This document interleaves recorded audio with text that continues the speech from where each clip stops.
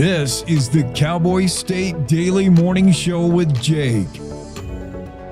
The new way Wyoming wakes up. It's time to take a look at what's happening around Wyoming. From the Cowboy State Daily News Center, I'm Mac Watson. Utahns who are banned from buying alcohol due to extreme DUIs won't find sympathetic liquor dealers in Wyoming. Cowboy State Daily's Greg Johnson reports that one dealer in Evanston says, quote, "If Utah says you can't buy alcohol because you're too bad of a drunk driver, then we're not going to sell it to you either," unquote. Utah has the strictest drunk driving laws in the nation anyway. Their legal threshold is 0.05%, where just about everybody else is 0.08. And yeah, this new law that went into effect January 1st says that if you're convicted of what's considered an extreme DUI, you can't buy alcohol. And they put it on your driver's license or your official ID. Are we going to see something like we see with Colorado coming up to Cheyenne to get fireworks? Now, liquor stores and bar owners in Evanston who spoke to Cowboy State Daily said there's no obligation to follow Utah's laws, but the extra alcohol sales aren't worth having it weigh on their consciences. Sublette County ranch hand Rachel Meisowitz was heartbroken when a Texas tourist ran over a working border collie during a cattle drive last fall. Cowboy State Daily's David Madison reports that Rachel is pushing for a law that would mandate drivers slow to 25 miles per hour near livestock drives. On this tragic day last fall, 11-month border collie cur cattle dog named Flo ran across the highway to get some cows and push them back to the herd so they can stay on the shoulder. A couple from Texas, allegedly, was driving in a Ford Bronco going too fast. My sources say the woman was in the passenger seat videoing it, and a man was driving, and they hit poor Flo. Both the front tire and the back. Flo died pretty much immediately. Law enforcement showed up, but the driver was not cited. The petition, which is posted on change.org, calls for legislation that would require motorists to slow down to 25 miles per hour when encountering cattle, horses, riders, or active livestock drives on public roadways, and would establish a $3,000 fine for failure to comply. I'll be back with more news from the Cowboy State Daily News Center right after this. WYDOT wants to remind you, with ice and snow, take it slow and use low beam and hazard lights in areas of fog and blowing snow. This message from the Wyoming Department of Transportation. The Wyoming way of life. There's nothing like it. And no financial partner like your local cooperative credit union to help you live life the way you want to. We help you save for a brighter future, borrow for your dream home, start your small business. We've got your finances. And you've got plans, so go ahead, pitch a tent, head for the rodeo, reel in a big trout, fire up the smoker. Wyoming's credit unions are here to stay and here for you. Cowboy State Daily News continues now. Right before Christmas, Navy veteran Al Ellis donated his 207-acre llama ranch in Sublette County as a sanctuary for veterans and first responders. Cowboy State Daily's Kate Meadows reports that Ellis wanted to do this for the people who deserve it.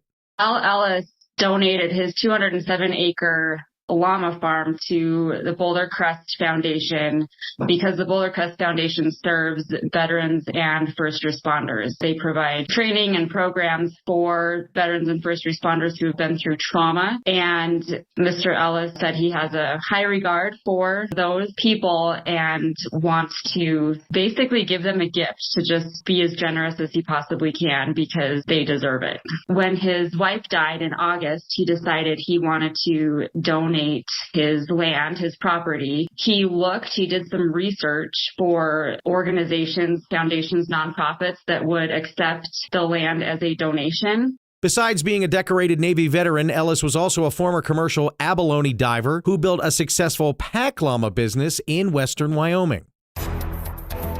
If she does decide to run for governor of Wyoming, Megan Dagenfelder has President Trump's complete and total endorsement. Cowboy State Daily's Claire McFarland reports that the president is emphatically encouraging the Wyoming Superintendent of Public Instruction in a post to Truth Social. In Wyoming, the past 3 presidential elections, Trump has won nearly or roughly 70% of the vote. It's an energy state. He's big on that. It's socially conservative. He's been pretty big on that. And so, yeah, for the foreseeable future, a Trump endorsement in Wyoming is still a huge deal. Dagenfelder hasn't committed to run for governor, but has said she's strongly considering it. And that's a look at today's news. Get your free digital subscription to Wyoming's only statewide newspaper by hitting that daily newsletter button at cowboystatedaily.com. I'm Mac Watson for Cowboy State Daily. My biggest fear in the middle of my addiction was that I would never be able to get over it and that my kids wouldn't have a father. I overdosed on heroin and I lived. And I started thinking, you know what? This isn't my story. For the longest time, fear held me back from ultimately being who I wanted to. I found the fatherhood program and it was one of the best decisions I've ever made in my life. My desire to change had finally outweighed my desire to stay the same. I felt powerless for so much of my life that it's important to me that my kids are empowered and truly believe that if they can think it, they can do it. I definitely had to become a better man to be a better father. For the first time, I finally feel like I'm exactly where I should be, where I want to be.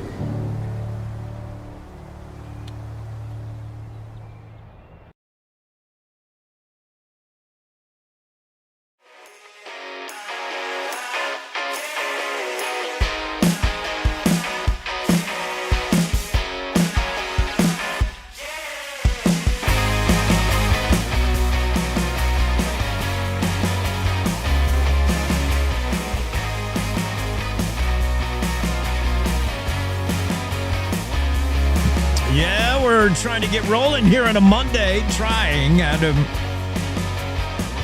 got a few hang-ups. I want to make sure. Yeah, we're on Facebook. We're having trouble getting us on the homepage, but whatever. We'll keep rolling along. Monday, January 12th, Cowboy State Daily Show with Jake. And we got a morning loaded with special guests. Chip Nyman's going to be here as Speaker of the House, Wyoming. Sheriff Alex Bakken, Carbon County Sheriff, going to be with us. Secretary of State Chuck Gray will be on. Reid Rasner, he's running for U.S. Congress. We're going to check out Reid, see what's the latest. And Shealynn Covington, CEO of Bloubird Foundation. Medical tape and more. We'll chat with her on the Cowboy State Daily Show with Jake. And then, of course, the stories. Golden Globes, who were the winners? Who were the winners in football? The opening first week of football playoffs. I mean, yeah, there were upsets, maybe. I don't know. I mean, the lower seeded teams kind of won, but I don't know if they would be considered upsets. First, before we can do anything, we got to know how to dress for the day, right? So let's get day weather forecast in here. Don day, sunny, breezy, with a high 47 in Casper.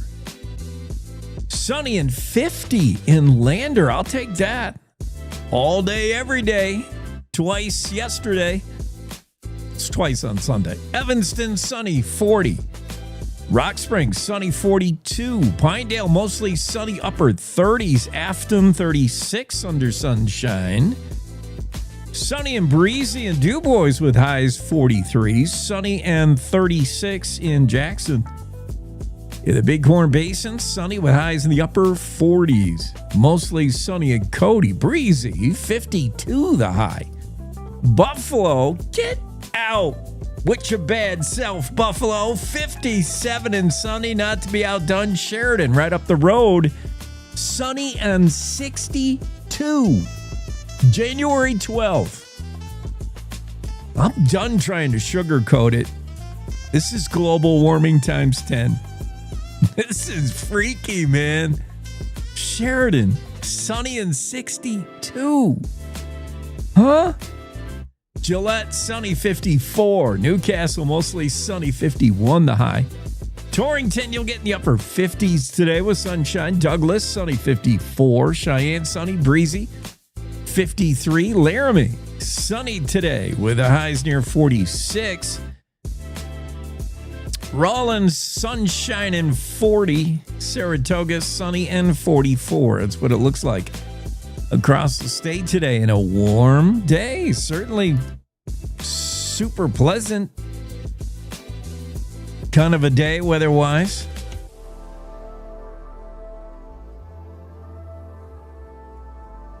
All right, Claire. Sorry, I got Claire in my, you know how the news guys say, this just in, and they hold their ear like this? I got like Claire just in. Chip Nyman is having trouble with the Zoom link. Okay, I just sent it, and we should have Chip on here in a little bit. But we got a lot to look into. Stories of the day, including my favorite story: buffets are back. All you can eat buffets are back. It's like the only reason to go to Las Vegas, right? Bellagio buffet. Oh, it could be the best. But Anna Louise has a story. Buffets are back in a big way after the COVID pandemic put a real damper on those things. Remember when COVID hit? And even pre-pandemic, the sanitary rating, if you're doing star ratings like 1 through 5 of any given buffet, were probably like 1 star. Even it's some of the more conscious, health conscious, aware buffets. They had the spit guard, the sneeze guard, but in general, when you're picking over food from a tray, you and the person in front of you and the person behind you and the person behind him, and when everybody's just going through the food, the chuck line, how sanitary can we expect that to be? During COVID, forget about it. That was like a death sentence, any kind of all-you-could-eat buffet. There were no buffets. All the buffets went away during COVID. We had to put our tables 6 feet apart. Even though the server would go to one table, sneeze and cough, and then come over to our table, we were safe. But the buffet had no chance, the buffet line. But it's good to know the all-you-can-eat buffets are back. A record 13,000 people loaded up their plates last year at Cody's Irma Hotel and Restaurant alone. Just a Wyoming trend? Nope. It's happening across the country in the U.S. All-you-can-eat buffets is back. Why did Ernest Hemingway love Wyoming so much? He did. Dale Killingback has the story, catching up with Papa. And he'll have, Dale will be on live. We've missed him last couple of weeks. I think he's been out of state. And we'll talk Hemingway, one of my favorite writers, just for his brevity. I mean, Ernest Hemingway made it okay to write a 3-word sentence again. And he did it a lot. And he loved Wyoming. I can't wait to talk to all of our guests today. We got a lot of great guests. Sheriff Bakken's going to be on, and I want to talk with him about a couple of his deputies involved in a cattle drive in Carbon County. That was kind of neat. Golden Globes last night. What do you think? Did Nikki Glazer go hard? I don't know. Needs a number and a passcode. Yeah, I don't know how to. I might have to go do some business here. Chip Nyman's having trouble getting on our Zoom room. It can't be. Tell me it ain't so, Chip.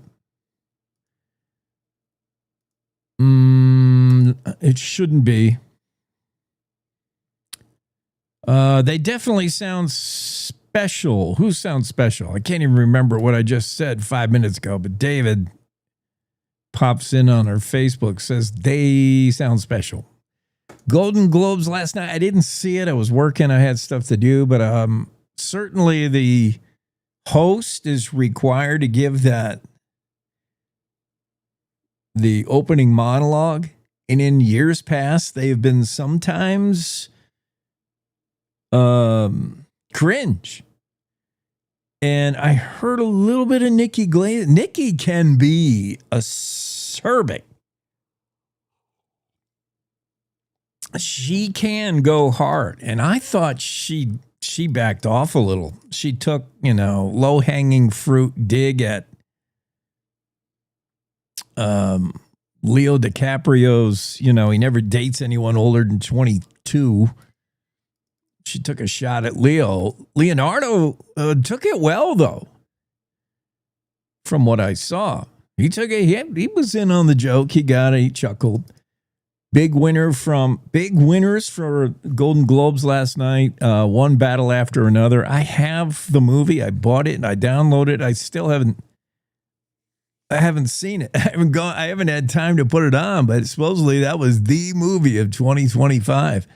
And I guess so, as proved out in the Golden Globes last night.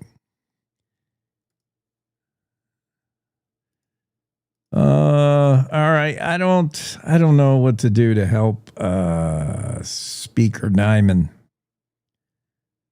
Honestly. But I might have to take an early break in the first hour here as we're just underway, because I do want to get the House Speaker on here, Chip Nyman. We're going to talk about, of course, the abortion, the state Supreme Court, and their knockdown of the ban on abortion, 4-1 vote. That did not meet well with some in the legislature, and Chip Nyman being one of them. Chip has promised to bring action, bring some kind of change to the state constitution, wants to tweak it a little bit. And that would require 2/3 vote, whether you're in a budget session or not, would also require the governor to sign off on it. I don't think either of those two requirements are a tremendous barrier. That's not the heaviest lift of all. And then it would require a vote to Wyomingites in the general election this year. You would decide eventually, if it gets that far, whether you want to ban abortion in Wyoming. That's the big question mark. And I think Chip would agree. That's where we just don't know. Well, let's see what's going on with his Zoom. I don't know. I don't know how much I could help him. If it's something wrong on my end, which it could be, I'm the first to admit. I'm not tech challenged, but, I got a million things going on here. I can't really figure out what's wrong with computers. But I'll do that now. Let's make sure we got our Zoom room ready. Hopefully, Speaker of the House, Chip Nyman, with us in a moment, right after these. Hey, Wyoming. Ready for news that actually feels like Wyoming? Tune into Cowboy State Daily Radio with heart, humor, and a little Western kick from ranch roads to mountain peaks. If it's happening here, you'll hear it here. No fluff, no filter, just the real deal. Real voices, real stories, real Wyoming. If it's happening here, you'll hear it here. Cowboy State Daily Radio, Wyoming's news, just the real deal. 100% homegrown. This is the Cowboy State Daily Radio Network.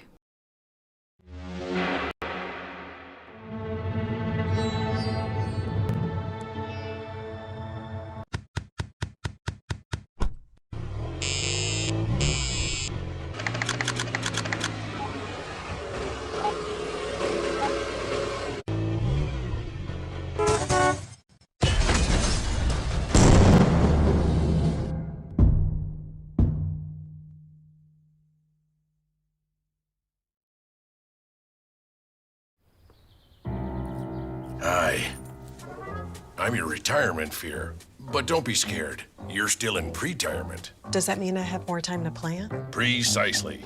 Here, this is pretirement.org. Retirement savings options? Potential tax breaks. Move. This isn't scary. I'm doing it. You got this. Visit thisispretirement.org for free resources to help you customize your action plan.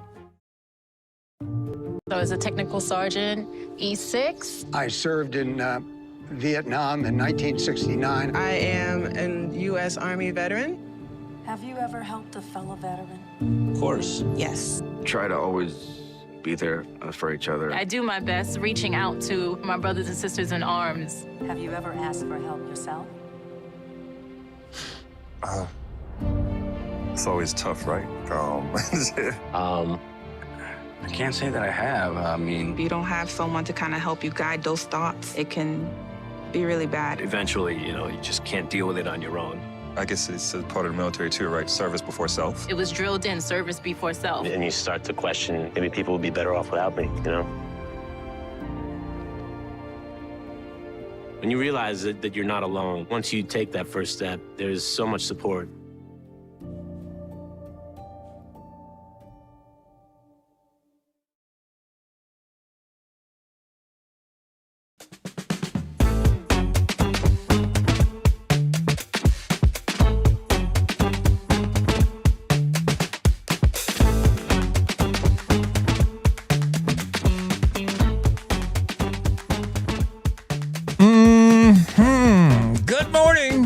Good Monday morning.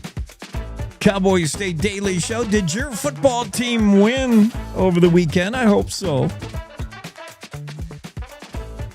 Mine did, barely. Oh, that was a nail biter. Still trying to get Chip Nyman in the room and with us.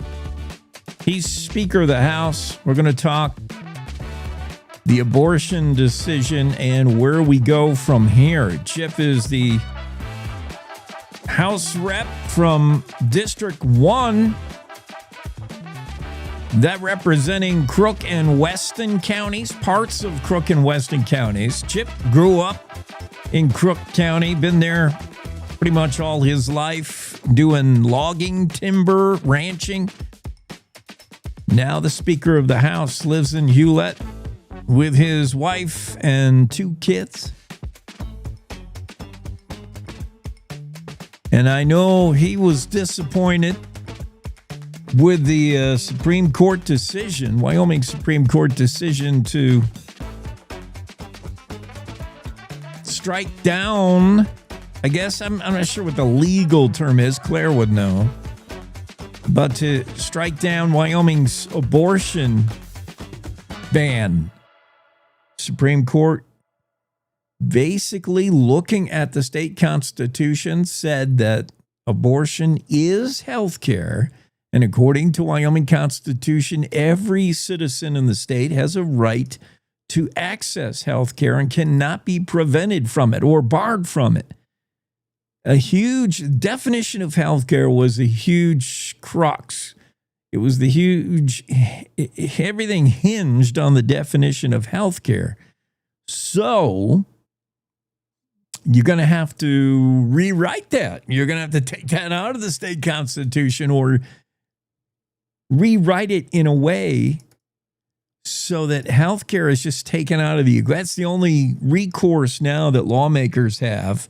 Lawmakers who are fighting for the right of the unborn, the rights of the unborn. Lawmakers like Chip Nyman, been very pro-life. And he was disappointed at that state Supreme Court ruling. Said it was legislating from the bench. And he said he will begin working immediately on an amendment to the state constitution. We've already had one cooking up going back last term, I think it was. Senator Sherry Steinmetz out of Torrington, a Republican. She had attempted one after U.S. court overturned Roe v. Wade. She was working on changing the state constitution and perhaps taking out the whole healthcare definition to make way for abolishing abortion in Wyoming. But she held off. She withdrew the bill to see how the abortion bans perform. She wanted to see what would be the eventual ruling. And now we see, and now I can only imagine that Chip Nyman's going to go right to Sherry Steinmetz and said, show me what you had drawn up, because we're going to put something out there. A constitutional amendment, any new language added to the Constitution, state constitution, must clear both chambers of state legislature with a 2/3 majority. I was, who was I talking to last week? And I wondered if maybe it was too soon, because legislative sessions next month starts in February. I wondered if it was too soon to address anything lawmaking pertaining to abortion, and two, would it even be done? Would it be fruitful during a budget session?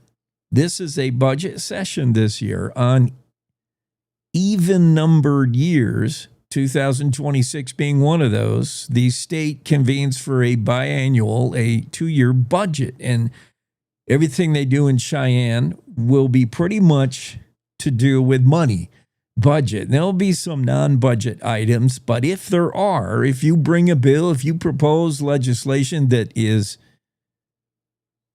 not concerning the budget, then you need more than a majority vote. You need a super majority vote. You need 2/3 for any non-budget related bills. No matter if we're in a budget session or a general session, any change to the state constitution would require a 2/3 vote as well. I didn't know that. Yes, last week I didn't know that, and somebody, I can't remember who, informed me of that. So the bar is high for changing state constitution, rewriting it, tweaking it. 2/3 majority in the House. You would need a 2/3 Senate.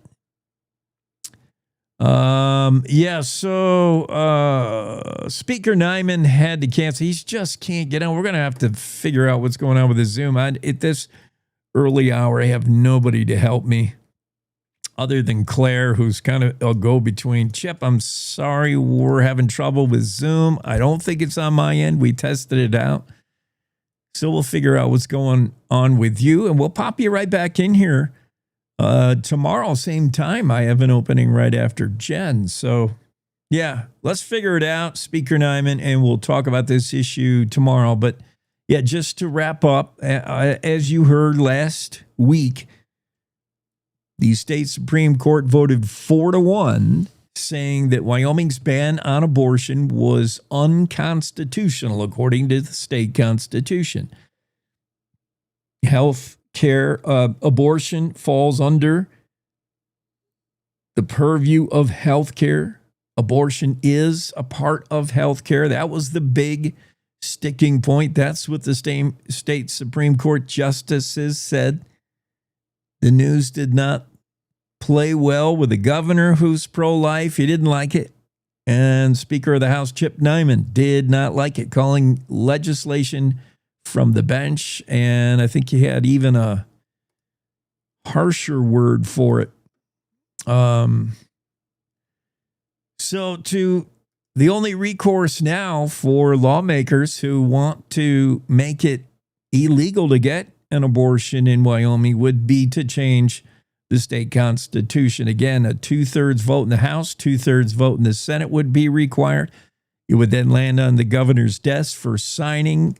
Assuming that all happened this calendar year, next month, the bill would be proposed, a piece of law would be proposed, and Speaker Nyman says he's working on it immediately right now. Presumably that's going to come out of the House if Chip is on it. And if it comes during Governor Mark Gordon's final year here in 2026. You would expect the governor will sign it from where he stands on the issue. And then it would be, boy, it would be awful fast. I could ask Chip Nyman, I could ask Claire McFarland, I could ask others who have been in the legislature. Tom Lubna would be a good one to learn if the state constitution has ever been changed that fast. That would be very quick to find out the state Supreme Court decision and then turn around a month later and propose a change to the state constitution, push it through Cheyenne, and then put it on a ballot for voters to decide. That would be the final step. That would be very fast, I'm thinking, to change the state constitution. You're talking about a document that many herald as being unique in the fact that it exists nearly word for word from Wyoming's inception as a state. That constitution has remained, if not completely unaltered, pretty close to unaltered. That has been we got it right the first time. Let's say that. And to go in there and make a significant change like this that fast, within a year, within, like, I don't know how many months. I mean, by the time we voted, I guess next year would be November general election. But you would talk about a change to the Constitution relatively quickly. Just the speed of it would be surprising to me if that were to go through. I can't think of any time. I don't know any time we've changed the state constitution, any wording, any significant altering or tweaking or addition or amendment. And if so, how long did it take to happen? That's a question for Tom Lubnow. Maybe Gail Simmons would know. I got to reach out to Gail. There's so many things I wanted to ask her lately. Note to self, email Gail. Okay, so yeah, Chip's not going to make it. Let's look at other news then. How about the story from Cape Meadows? And this Wyoming man donating his ranch, it's a llama ranch, by the way, as a sanctuary for veterans and first responders. Right before Christmas, this happened. Huge. What a Christmas gift. This is big news. Navy veteran Al Ellis has a 207-acre llama ranch in Sublette County, just south of me, one of my favorite counties in Wyoming. And he would like to donate that as a sanctuary for veterans and first responders. Ellis said, we want other people to enjoy this, people who deserve it, people who we owe something to. Man, not many folks will do that. Although, in the last month or so, we've seen a couple of stories about people that are walking away, leaving money on the table, walking away from a ranch and either gifting it, in the case of Flat Creek Ranch, gifted to the caretakers, the people currently running it. It's run as a sort of pseudo dude ranch, Flat Creek Ranch, historic ranch in Jackson Hole, with a lot of great history. And Joe Albright and Marcia Kunstler made the recent announcement that they were gifting the ranch to the people, the longtime couple that's been running it. I mean, not often do you tell your ranch foreman. This reminds me kind of of Yellowstone, when similar to the TV series Yellowstone, it would be Kevin Costner, Who's his character? He's like the, patriarch. It'd be like him giving the ranch to Rip and saying it's all yours. When a ranch you fought for, bought, whatever, and just gifting it to the foreman. That's what we saw. And now, similarly, how about this? Llama expert, Navy veteran, former commercial abalone diver. What is an abalone diver? Oh, now I have to know. Is abalone some kind of seafood or something? Individuals who free dive or use scuba where permitted in cold, dangerous waters to harvest abalone, a prized shellfish. Okay, yeah. Facing risk from sharks, currents, surf, and the fact that you can't breathe water. Yeah, I'm not going to be an abalone diver anytime soon. Commercial abalone divers work long hours, often far from their mothership, using compressors or scuba gear or free diving for these prized shellfish. Oh, man. Yeah, you can have that, Al. But being a Navy veteran, Al's probably very comfortable around water and comfortable around llamas. I don't know much about llamas except they spit at you when they're mad or spit at you just for no reason. And they make a great companion critter for livestock. They're protective of livestock. You'll see sometimes a llama or two used in a herd of sheep or cows. They're very protective of their stock, of those that they're hanging out with. A lot of people pack llamas. They can carry a bunch of stuff. Very interesting uses for llamas. Well, a 207-acre llama ranch belonging to Al Ellis and his vision now taking shape. He passed the deed for the property to the Boulder Crest Foundation just before Christmas. And he said, we want other people to enjoy this space, particularly people who we owe something to, being veterans and first responders. The 84-year-old Al Ellis said, llamas are the reason this house is here, meaning his home. And we visualize being old here and wheeling over to the big windows to watch the llamas. He and his wife, Sandra, who died in August after a lengthy health battle. This has been their property, their dream, their passion, raising llamas. And now they want to turn that all over to the next folks. And maybe some kind of sanctuary. I would imagine it would be run by and governed by this foundation, the Boulder Crest Foundation.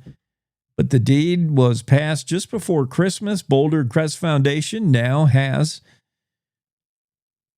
taken title of the property, and we'll have to wait and see how that turns out, what it looks like, what it feels like. In the article, yeah, there is a headline. Yep, they spit. See, that's the only thing anybody knows about llamas. People who are not well-versed in llamas, is we know they spit. They spit at you, don't they? If I have met a llama, actually, and I remember this cheeky llama. It didn't spit at me, but it did try to bite my shirt sleeve. It was on the other side of a fence, and I can't remember where or what the circumstances, but I was wary of llamas. I thought, all right, I don't know much about these things. I'm a horseman. I know horses. I know how to read them, and I can anticipate how they'll behave. But llamas, that's a whole nother thing. I'm looking at this llama, and I'm like, I don't know about you. What I do know of you is you spit. And sure enough, Al Ellis, the first question he says he always gets, do they spit? And Ellis said, of course. He said spit is their first line of a defense. But a well-raised llama won't spit at a person. Oh, well, that's good to know. Still, I'm going to give llamas a wide berth. I'm going to give them a lot of room because of the whole spitting thing. But sure enough, it's in there. I'll bet Kate Meadows asked Al Ellis one of the first things. Kate probably met this Navy hero, Navy veteran, Al Ellis, 84-year-old. He's got this background as a diver, commercial abalone diver, and all kinds of things you could talk about, including his gifting of a 207-acre llama ranch to this foundation. The first question, I'm sure, Kate, one of the first questions I bet Kate asked is, do llamas spit? And Al said, of course they do. They're llamas.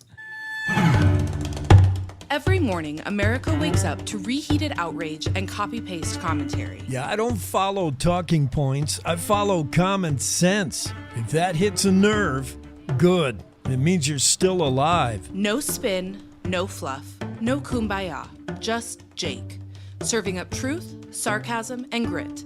Stirred by hand and seasoned with reality. I don't yell, I don't pander. I just call it like I see it, and trust me, there's plenty to call. From the Capitol to the county fair, if it's worth talking about in Wyoming, Jake's already on it.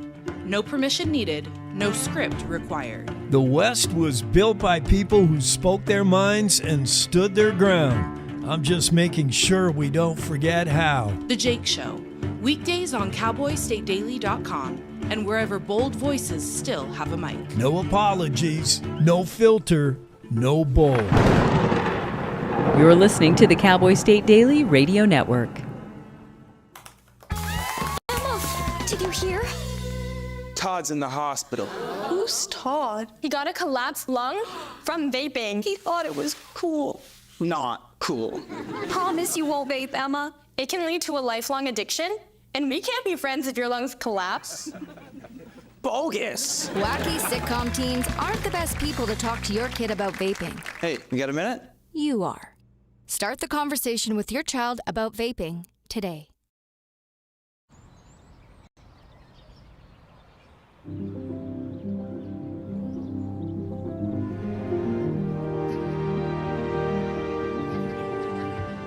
These walls and windows hold me tight. The warm embrace we all call home. My neighbors watch over one another. This little street is a land of liberty of its own, where I always have a place to go. I'm free to call this place my own.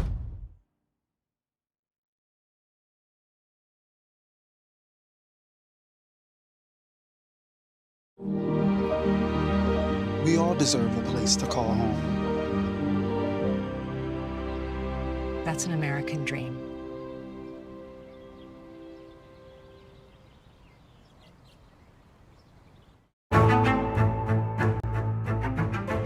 When the uniform comes off, the battle doesn't always end. Too many of our veterans are fighting silent wars with trauma, with loss, with hopelessness. Downrange Warriors stands in that gap, offering peer support, purpose, and a brotherhood that saves lives. You can help. Visit downrangewarriors.org because no warrior should ever walk alone. Hope is waiting. Be the reason they find it.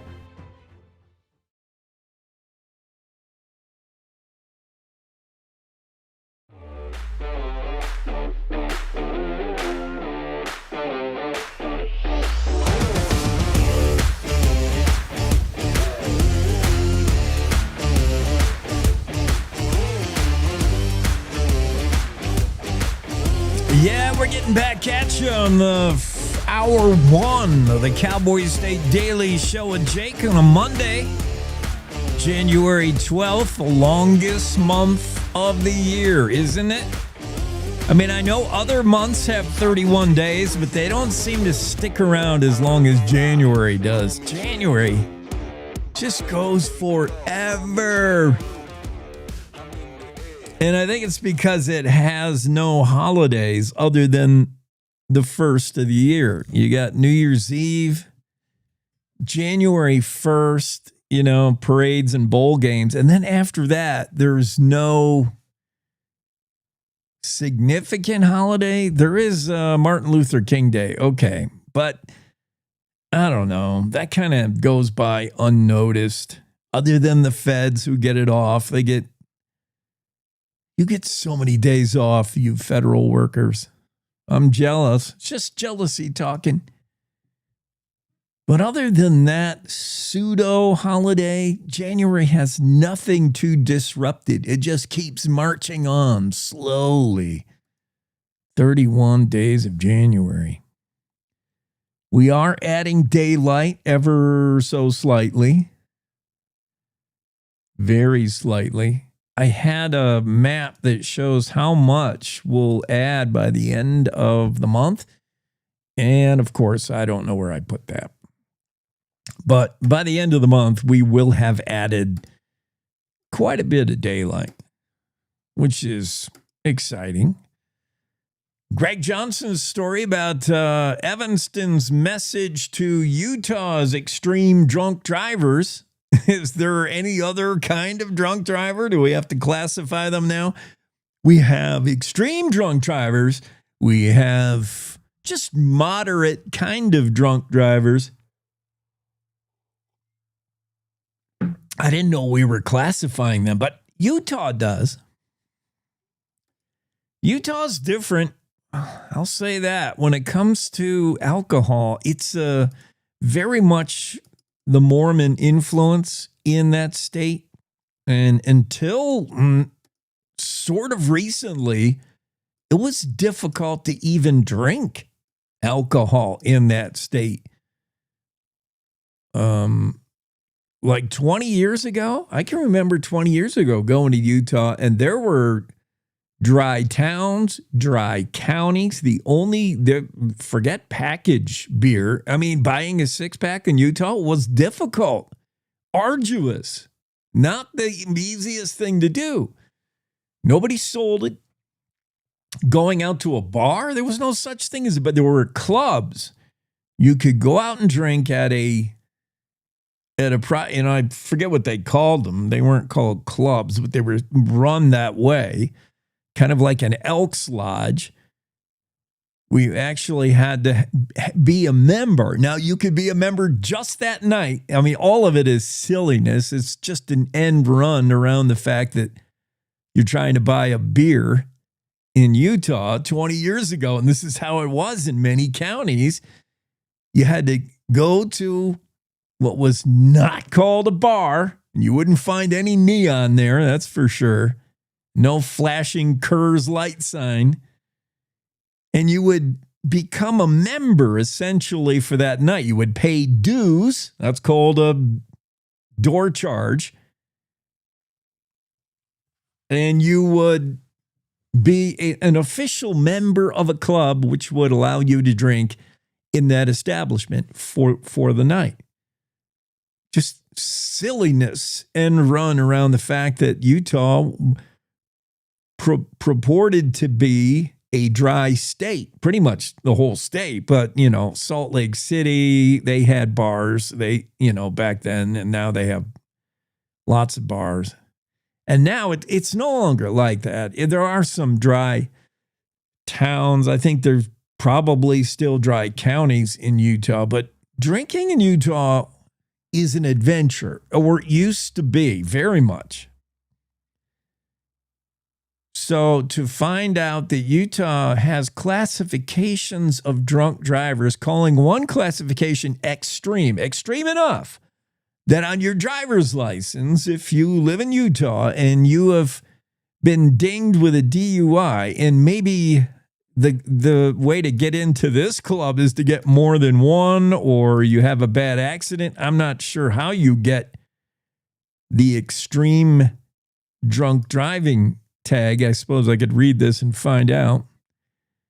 Okay, any blood alcohol content measurement for a driver's of in excess of 0.16.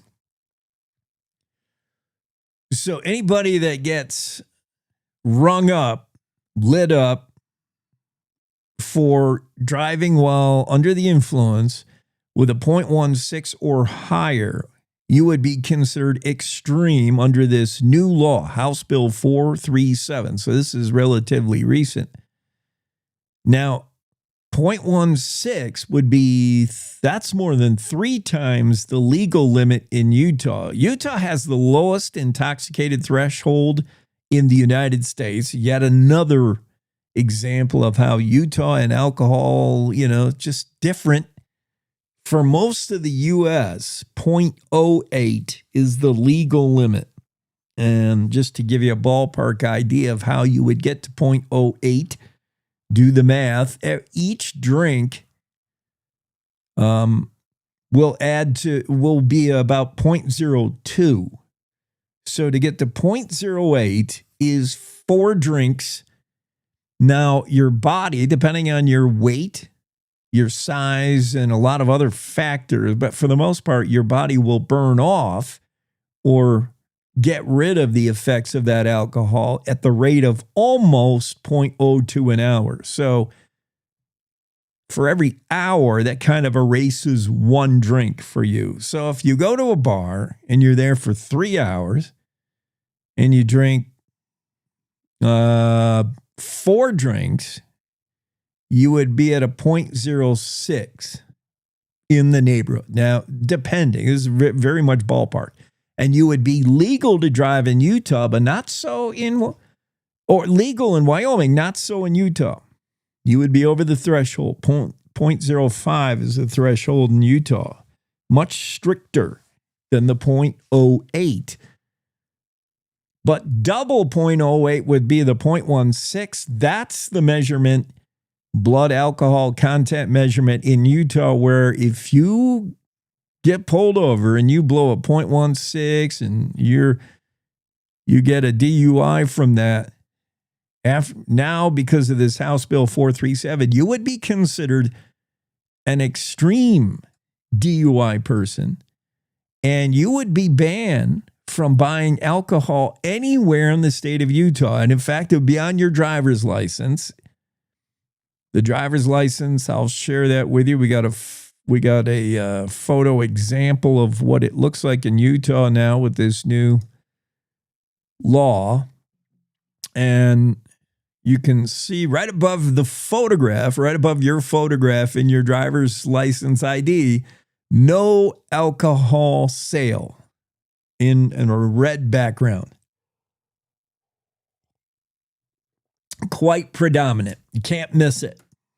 So if you show that thing around Utah, most Utah retailers are pretty savvy about this. They probably undergo tips training. They would say, sorry, we can't serve you. You've got an extreme DUI on your record.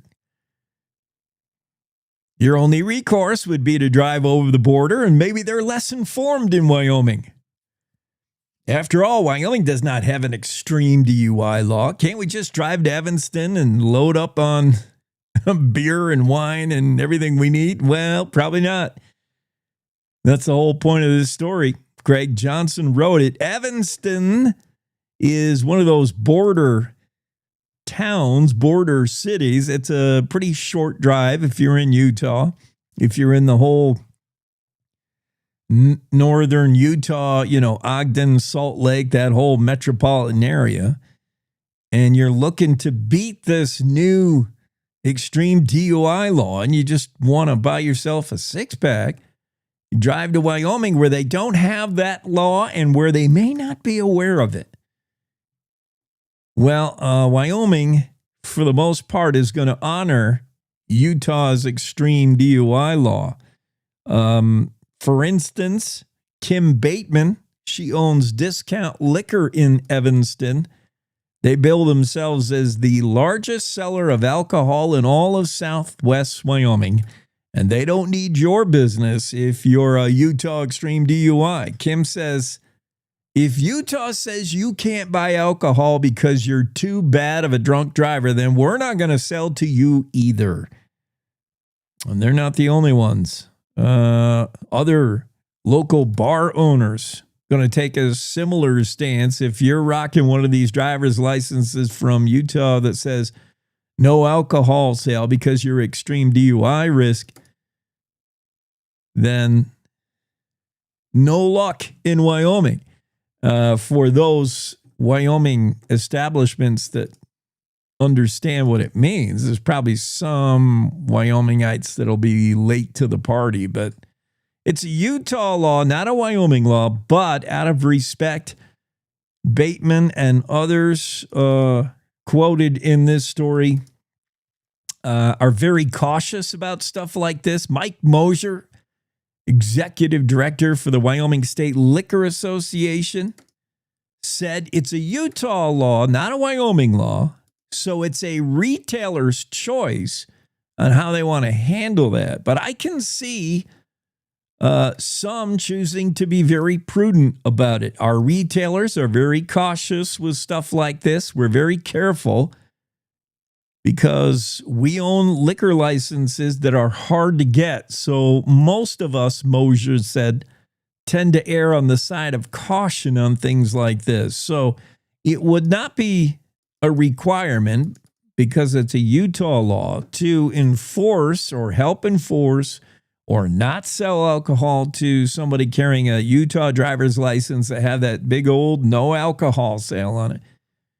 You wouldn't have to legally, but Greg Johnson found a few establishments, including the big liquor store there in Evanston, who will still honor what Utah is trying to do there with a new law, House Bill 437. Interesting, Greg. Interesting to know. I had no idea there was such thing as extreme DUI thing in Utah. It makes perfect sense. Like I said, that Utah and alcohol, yeah, sometimes they have a different approach to it down there. Not that I'm against it.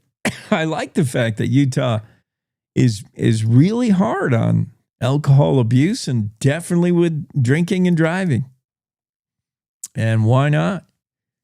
Andrew Rossi, I hope we missed Andrew all last week. He sometimes gets busy, but Andrew Rossi, one of his beats for Cowboy State Daily is all things dry bones, all things dinosaur. And Andrew's got a great story in the Cowboy State Daily that popped yesterday. Giant Wyoming dinosaurs are the stars of a new Abu Dhabi Natural History Museum all the way across the world. They got a bunch of dinosaurs, 4 massive long-necked dinosaurs. These are what I always call a brontosaurus, but I'm probably wrong again. Every time I want to name a dinosaur, I seem to be wrong. We'll see what Andrew calls them. 4 massive long-necked dinosaurs. 3 of these are one-of-a-kind giants and are from Wyoming, all the way over in Abu Dhabi. Here's what these dinosaurs look like. Is this not a brontosaurus? Long tail, long neck. This is the dinosaur that Fred Flintstone rides at his job at the rock quarry. He rides it and it serves as a front end loader or something. And then he slides off the tail when the whistle blows to signify the end of the shift. He slides off the tail. That's a brontosaurus. What do they call them? The visitors at this 35,000 square foot facility are greeted by 4 massive long-necked dinosaurs. They are, in order, a Barosaurus. Oh, that's silly. What's a Barosaurus? A Brachiosaurus, a Camarasaurus, and a Diplodocus. See? Not one mention of Brontosaurus. Is Brontosaurus a real dinosaur? Is that an old name for all the things that Andrew just... This is why I need Andrew Rossi on to splain me. I need him to dinosaur-splain, to mansplain why we're renaming all these. There was the T-Rex, the Brontosaurus, and the pterodactyl that flies. Maybe the Brontosaurus is the one with the spike. I'll have to do a little dinosaur research, but we'll have to save it for next hour. We're out of time this hour. Interesting story about the dinosaurs over in Abu Dhabi. They come from Wyoming, where we got a lot of dinosaurs. Utah does also. Cowboy State Daily Show here on a Monday. That's going to do it for our first hour. We'll be right back with more. We just barely getting started. We got to take a top of the hour news break for our radio affiliates. We'll catch you 6 minutes from now after we get you all informed. My biggest fear.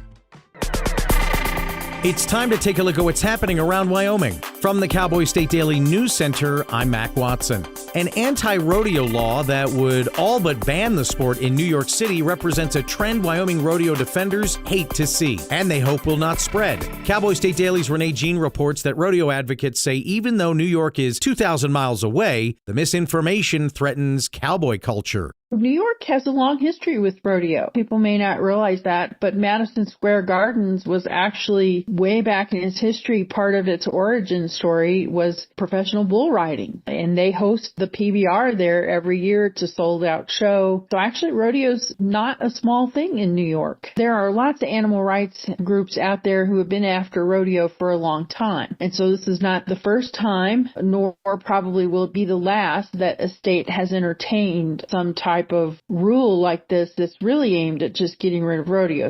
The proposed law, which landed on the New York City Council's New Year's Eve agenda, would ban all calf roping, flank straps, and electric prods at rodeos.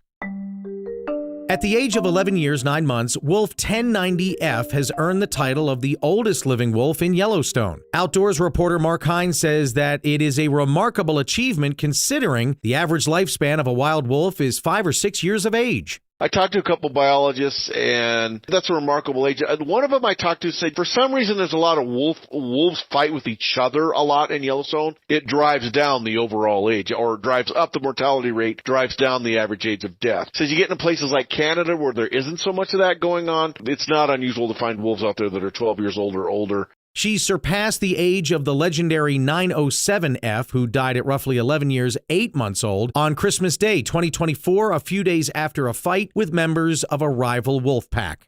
I'll be back with more news from the Cowboy State Daily News Center right after this. WYDOT wants to remind you, with ice and snow, take it slow, and use low beam and hazard lights in areas of fog and blowing snow. This message from the Wyoming Department of Transportation. The Wyoming way of life. There's nothing like it. And no financial partner like your local cooperative credit union to help you live life the way you want to. We help you save for a brighter future, borrow for your dream home, start your small business. We've got your finances, and you've got plans, so go ahead, pitch a tent, head for the rodeo, reel in a big trout, fire up the smoker. Wyoming's credit unions are here to stay and here for you. Cowboy State Daily News continues now.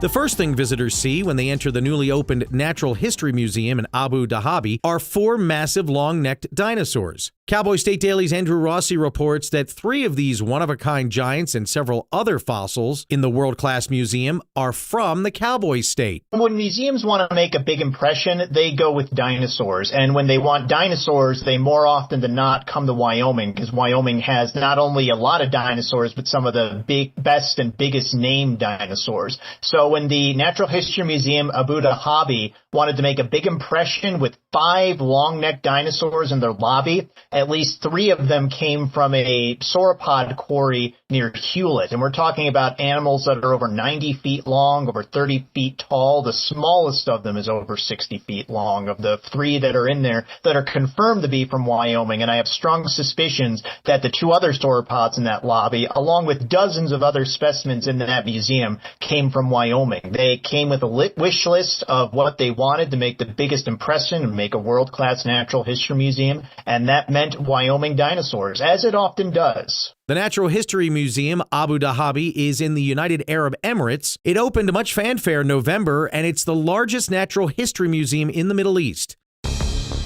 Laramie World War II veteran Bob Willis earned a Purple Heart after being blown off a tank in the Battle of the Bulge. Cowboy State Daily's Dale Killingbeck reports that the veteran, who also protected Holocaust survivors, celebrated his 101st birthday on Saturday and says one thing saved his life in battle.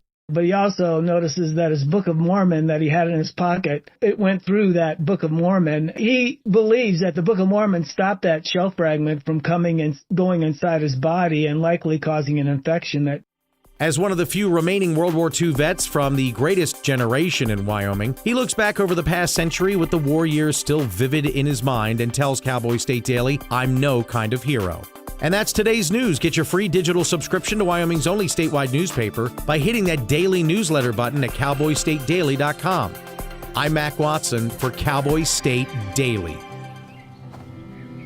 For decades, I've taught you everything I know.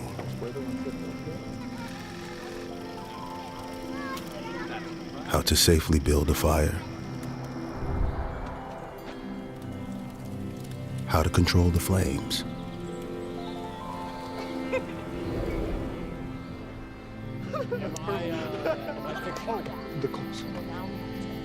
What to do with hot coals. How to secure your chains.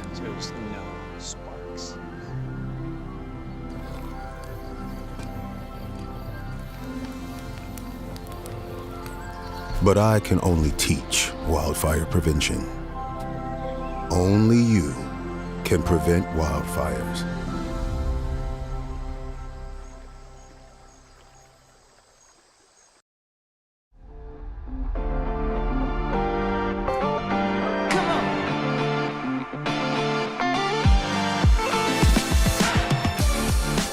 Cowboy State Daily Show with Jake on a Monday. Buckle up. We're going to Carbon County, and I mean buckle up. They might be checking. You don't want the red and blues coming on in the rear view mirror. Never. Happy belated National Law Enforcement Appreciation Day to Sheriff Alex Bakken, Carbon County. Hi, Sheriff. Morning, Jake. How are you doing today, sir? I'm good. We talked to Sheriff Kozak on National Law Enforcement Appreciation Day. He had a bigger taser, so we went with him, but we're glad we were able to get you on. You were probably busy running somewhere or out in the mid. I want to talk about a run. Sheriff Bakken signed up to run, not for office, but to run a long way. Yeah, we're going to talk about that. Besides being sheriff, also the search and rescue coordinator, which is not uncommon for a county to have at least a liaison with the sheriff's office and search and rescue. Those two missions, mission statements often pretty much tied together. In fact, search and rescue, have you been busy of late? I think you had something not too long ago, no? You know, I'm a little hesitant to say, I don't want to jinx us, but we've actually been pretty good right now. And You're absolutely right. The missions coincide, right? You know, in Wyoming, it's a statutory duty of the sheriff's office to coordinate all of our search and rescue efforts. But knock on wood, so far this winter, we've been in a good place. I was thinking of Tip Top. They had an incident around LaBarge Creek. We're going to be talking about Tip Top's a quality outfit. How would the SARS, you're not going to rank them for us, I know, but Teton County, I mean, that's an elite crew. Boy, they can do things. They got a helicopter. I don't know if you have a helicopter. Tip Top's great. How's Carbon County's search and rescue?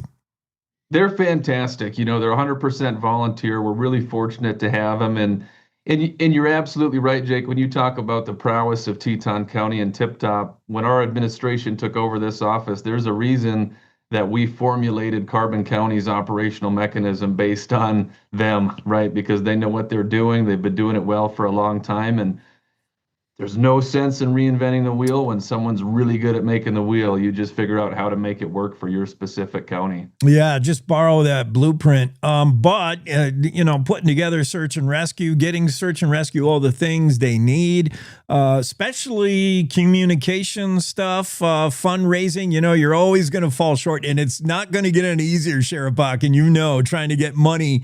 We're talking about lowering property taxes, maybe getting rid of them. Budget is always so tight.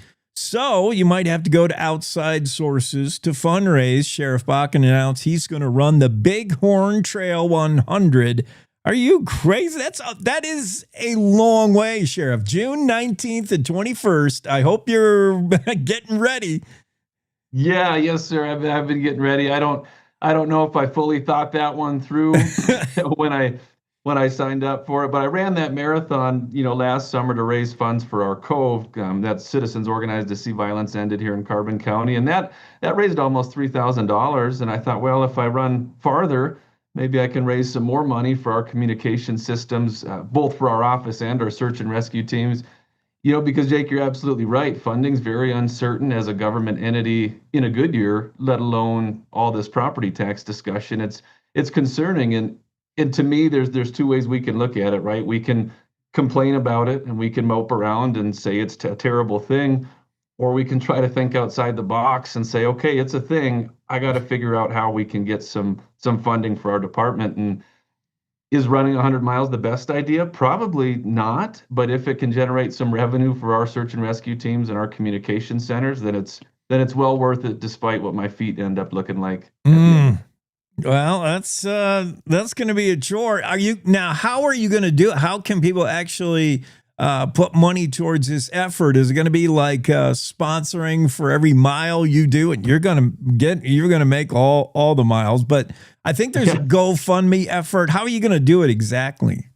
Yep. So we've got the GoFundMe page which is kind of the primary funding or donation mechanism. We've also had people stop by the sheriff's office and drop off checks and monetary donations, and those go right into our sheriff's office donation account.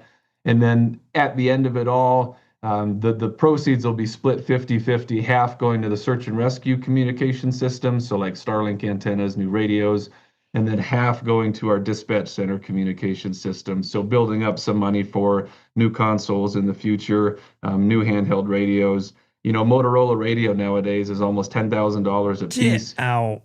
It is insane, and we're trying to figure out ways to bridge that gap, and that's the plan. At least we'll see.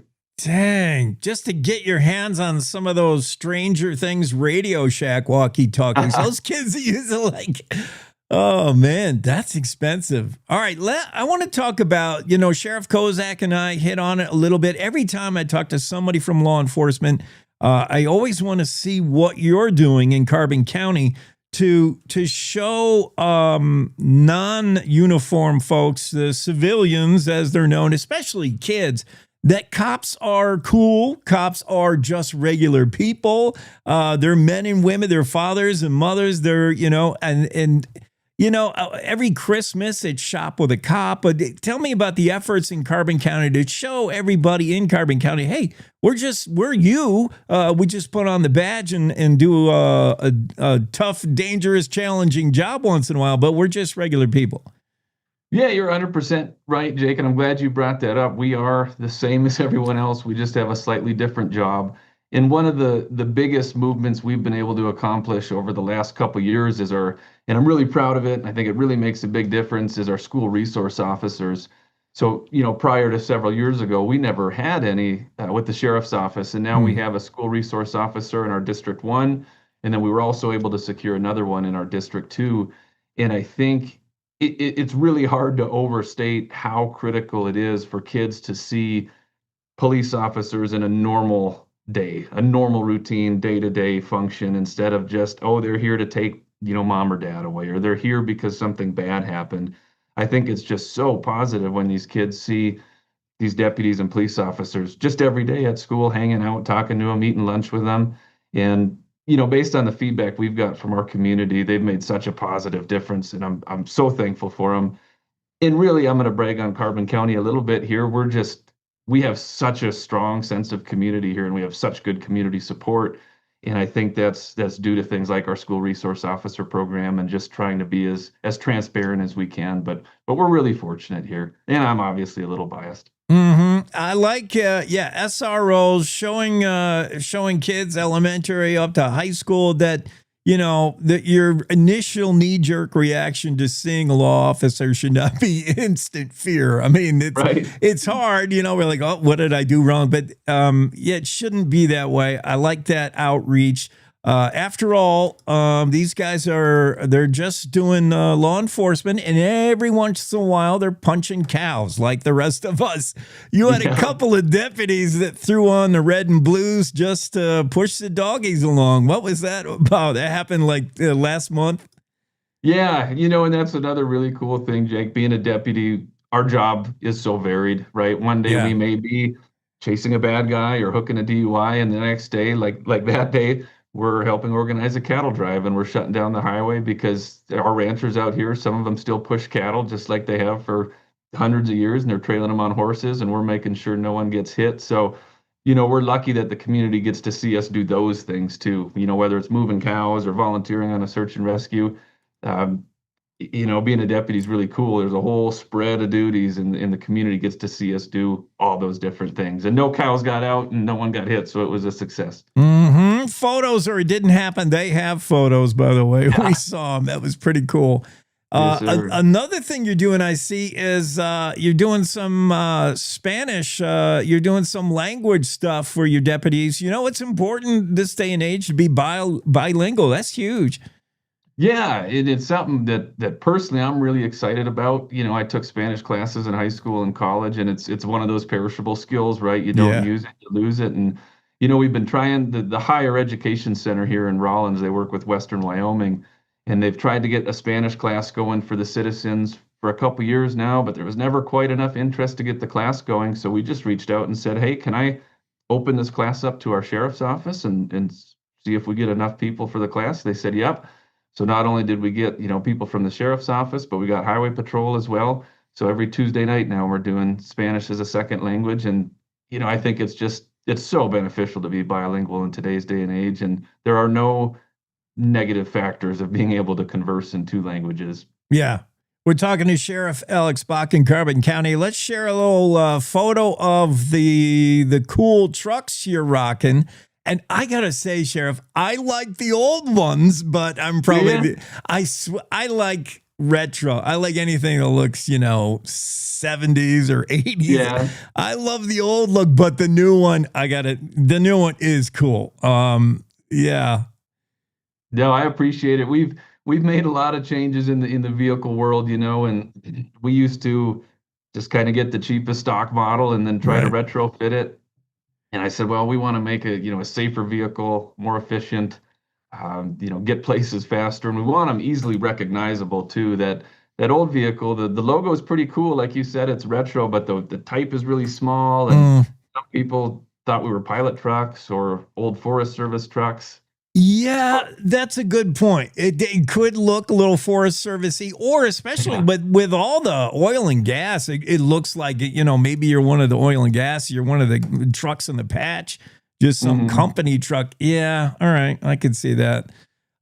Speaking of the trucks, why do sheriff's offices in Wyoming, anywhere else, if you go back east, certainly the vehicle of choice is just a car, your cruiser. But cops in Wyoming rocking the pickup truck like all of us, probably because you got to get it into places where the pickup is what you need. Yeah, I mean, number one, of course, it looks cooler than a car. Well, right? So yeah, it's a cool factor. And number two, you're exactly right. We are a super rural state in general, and Carbon County is a super rural county. In conjunction with that, we've got 108 county roads. Most of them are dirt. I don't know how many forest roads. All those are dirt. Large chunk of national forest. So we want to make sure we can get to where people need us. One last thing, Sheriff. It's winter. Supposedly, I hear it's winter. The calendar says it's winter. I don't know what you're doing there for snow, but winter driving skills. We got to, during winter, even if it isn't snow out, we tend to have more wildlife out. They're doing migration. They're driven down lower from mountains. And me personally, my move for when I see wildlife and then a few minutes later or a few seconds later I encounter an oncoming car, I'd like to warn them there's wildlife behind me on the road. So I prefer to do the high beam flick, like 3 fast ones. Flick, flick, flick. That doesn't mean your high beams are on and you're blinding me. It means, hey, watch out. Is that the preferred method? What does the sheriff of Carbon County prefer for a wildlife warning? That method sounds perfectly appropriate to me. I don't know if we've got a standardized, universally codified high beam sequence, which means animals, but that sounds good to me. And as long as people are just slowing down and being aware, that's the best case. Yeah, some people put on the hazards, but then I wonder, is there something wrong with them? I don't know, but something, warn your fellow motorists.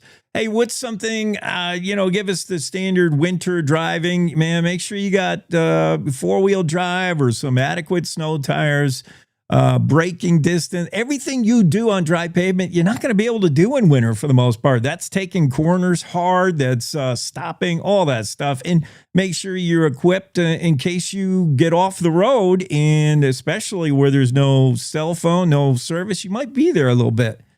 Yeah, travel with a full tank of gas. Make sure you got some food and water. We all know the interstate, Interstate 80 here in Carbon County shuts down once in a while, especially when we have winter, which we've been lucky so far. But yeah, just be prepared. Full tank of gas, food and water.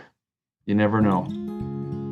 Sheriff, thanks so much. Let's make this a regular thing. Yes, sir. Sounds good to me, Jake. I appreciate it. You bet. Thank you for everything you do. Stay safe. That's Sheriff Alex Bach in Carbon County. Sheriff will be right back with Don Day weather forecast. JB Hunt now has CDLA truck driving jobs in the Cheyenne area, and they're hiring Class A drivers for a local dedicated route. Drivers can make $78,000 a year and be home every night. Plus, medical benefits after 30 days on the job, also earning paid time off on your first day, and enjoy other perks like a company-matched 401k. As a company founded by a truck driver, JB Hunt is driven for you. So head to drivejbhunt.com to see the JB Hunt difference. That's drivejbhunt.com. This is the Cowboy State Daily Radio Network.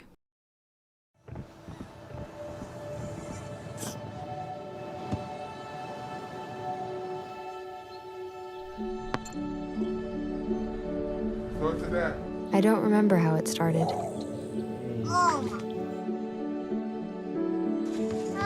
Our back and forth. Victory. Fumble. Repeat. It always came back.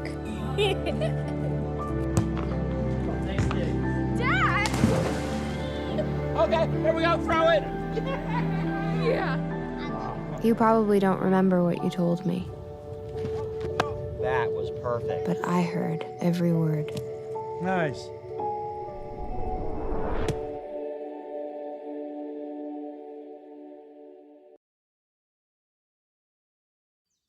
Jason, let's go see your room.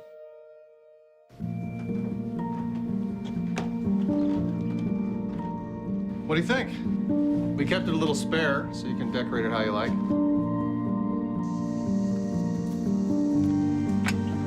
Dinner! Go? Excellent. Soccer is fun. Yeah, I saw you guys out there. We're the family. We're the family.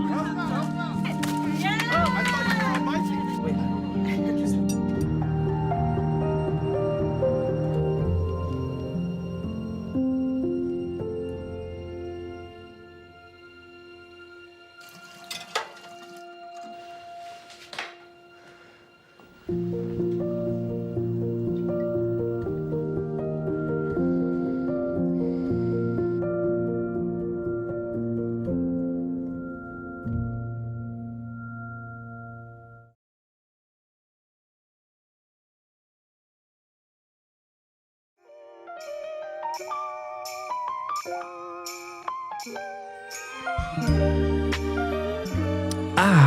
Soothing music for Don Day's day weather forecast. Don, I see Sheridan might hit 62 today. Somebody put Wyoming snow globe in a microwave and turned it on high. What the heck?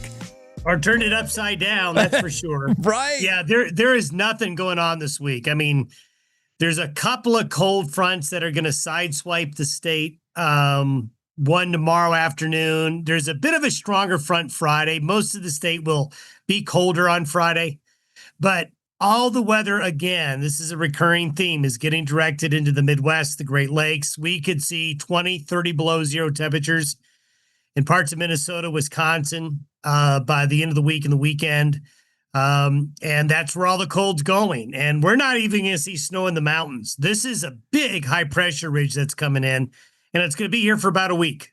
And so there is weather coming from Canada or somewhere from the north. There is cold fronts coming, but it's going to be a glancing blow, or it's going to bump into this big high and just go move. up. It's going up, over, and around us. Yeah. It's not exactly the same situation that we were in before. Right. But it's just like, well, here we go again. So you'll be hearing on the news about winter weather hitting the nation's midsection again, and it's just crazy.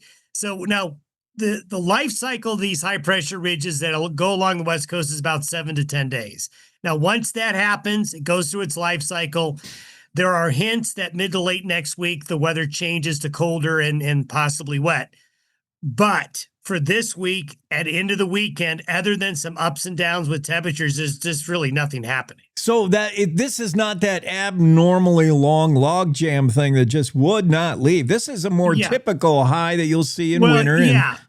January for most of the state is the driest month of the driest month of the year. So having a big high on the West Coast in January is not unusual at all. But it's just like, for those of you that want snow and winter weather, it's like you can't catch a break. We get the blocks to go away, but then this big high develops. And I have to tell you, there's a lot of things, we call them teleconnections, that have to do with what's going on in the Pacific Ocean and the Indian Ocean. And we have 8 phases of what we call the Madden-Julian oscillation. We're going into phase 6. Phase 6 is supposed to be cold and stormy for the western United States and warm and dry for the eastern United States. We're in a teleconnection phase 6, and it's the opposite. So, it is the snow globe just going upside down. Nothing's matching up this winter at all. Teleconnection phase. All right, you're getting way in the weeds with me, Don. I just wanted to know if we're under the influence of La Nina. La Nina is fading away. It's going away. It's, I guess a good analogy I can give you is that things are out of phase. Yeah. And it's kind of like tuning. You remember the old days when you would tune a radio? Yeah. So, to find the station. Yeah. So before we got off, it's like, you kind of get the station in for a little bit, then it fades out. We're just out of phase. Yeah. And so, you have to drive closer, I guess, to get a better signal. Yeah, there was a day where, you didn't have this fancy digital tuning lock-in on K2. I mean, you were trying to find K2. You're like, oh, there it is, and you weren't sure you were on it. Yeah, that's our weather right now. Where is winter? We're just dialing it in. Thanks, Don. Bye-bye. Day weather forecast, trying to tune in winter. Right now, it's just a lot of static. Static on TV is called snow. But not the kind of snow we're looking for. Let's get right back into the Zoom room and get this guy in here, Secretary of State Chuck Gray. Mr. Gray, are we talking U.S. House? We talking Secretary? I don't know what the agenda is, so you guide us. I think we're going to talk about what happened at State Board of Land Commissioners last week with us trying to stop these woke wind leases and then the governor's outburst of weakness. I mean, it was a very weak outburst. It's a fake tough guy sort of persona that he tries to have in these meetings. It's not the first time he's done this. It's actually one of the times the media picked it up because they were there. But this is a common sort of act that he does. And I think that's what we're going to talk about. Yeah, this was Thursday's meeting, marathon meeting. Wyoming Board of Land Commissioners met in Douglas. And towards the tail end of that meeting, this is regarding the Pronghorn H2 wind project. Many spoke during public comment, the great majority saying we don't want the wind project. And then things came to a head. A real head-butting came regarding, I think you attempted a motion to rescind the wind leases. You want to just be done with it. And you were told by chair, look, that's not what we're here for. Meanwhile, I think, if I'm paraphrasing correctly, Secretary Gray, you said, well, if we're not here to take action, then make sure that when we walk away from here, you don't have Attorney General Keith Couts working on his rebuttal to the judge's decision regarding wind. And that's when things deteriorated. Yes, Jake. And for the last month, they've been trying to put us in circles on stopping this wind lease ever since Judge Peasley ruled correctly that these wind leases are out of compliance with the State Board of Land Commissioners rules, the law of the state of Wyoming. That's what we were trying to point out in April when they were approved. I was the only no vote on those wind leases when they were put forward in April of 2025. And we got this decision in early December, and we were told after that at the special meeting in December that the board was going to vote on whether to appeal the woke wind leases. But then what we got was two other members of the board, Degenfelder and Racinas, who expressed some interest in not appealing. And if we didn't appeal those leases, then they would have gone away. And so what Gordon engineered with his administration, with the Attorney General in the December meeting, was showing up to that meeting and the Attorney General announcing that he was going to appeal on his own without the board's approval. Because of the way the meeting was noticed, they claimed that we couldn't take public comment, which is absurd. The whole point of the Public Meetings Act is to receive comment from the public. They said we couldn't take any other action. So the Attorney General got his way in appealing these wind leases. Then come in January, where this meeting is held in Douglas, where we say, look, the board is going to notice the meeting to actually be able to take public comment, to actually be able to do something and to assert its right over making the decision on these wind leases. We show up in Douglas, and once again, they have engineered the public notice so nothing can get done. We were able to take public comment, which was very important, but when we began to make motions, the governor said that the meeting was noticed in a way where you could not take motions, which was really troubling because this meeting was 3 weeks in the works. They put on the agenda an easement for this data center south of Cheyenne.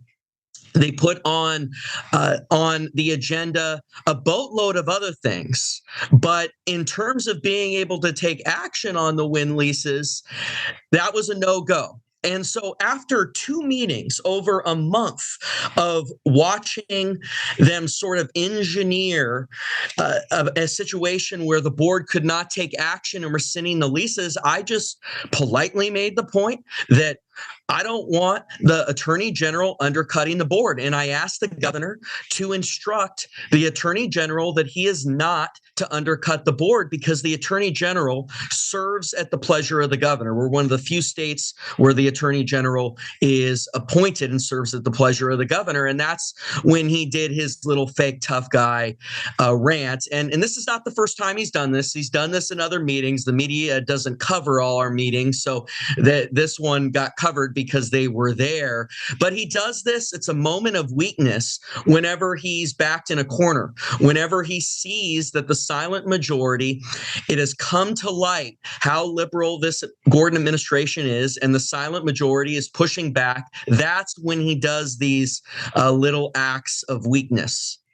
So, I mean, where is this whole pronghorn H2 wind project headed now? It seems like it's a two-prong pronghorn. One prong is Attorney General Keith Couts, at the behest of the governor or not, is working on an appeal, a rebuttal of Judge Peasley. Meanwhile, the board has a chance to go back to the drawing board and say, all right, we'll rescind, we'll pull this whole thing off. It seems, reading the story written by David Madison, that Christy Racinas may be of a mind to say, all right, do over. Perhaps Superintendent Megan Degenfelder. I don't know. You were the lone no vote the first time around. Do you think you have anybody on board with you this time? And I know you can't speak for others, but where do we go from here? I think it was pretty clear at that meeting that there were 3 votes to rescind the lease, myself, Racinus, and Degenfelder.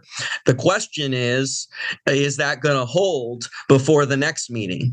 Because what happens, and this is why they wanted to separate out public comment in Douglas, why they wanted to separate it out from action, is that they're going to try to do everything they can over the next 3 weeks to a month before the February meeting to try to switch one of those votes.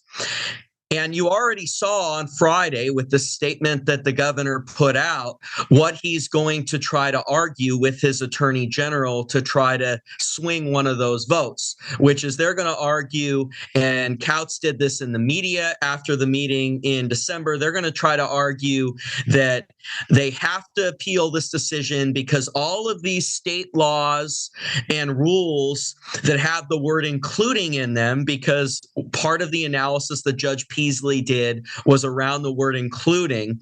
They're going to try to argue that if they don't appeal it, that all the areas of statute that have the word including are under threat. And that is wrong.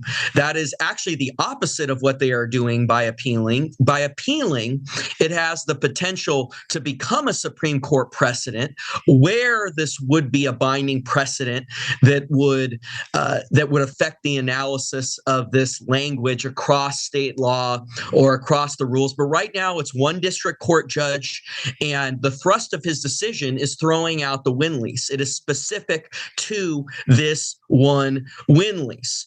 So they're already sort of queuing up this argument. They're going to repeat it over and over and over again. Who knows? Maybe they won't even notice the next meeting, right? So that for a third meeting in a row, action cannot be taken.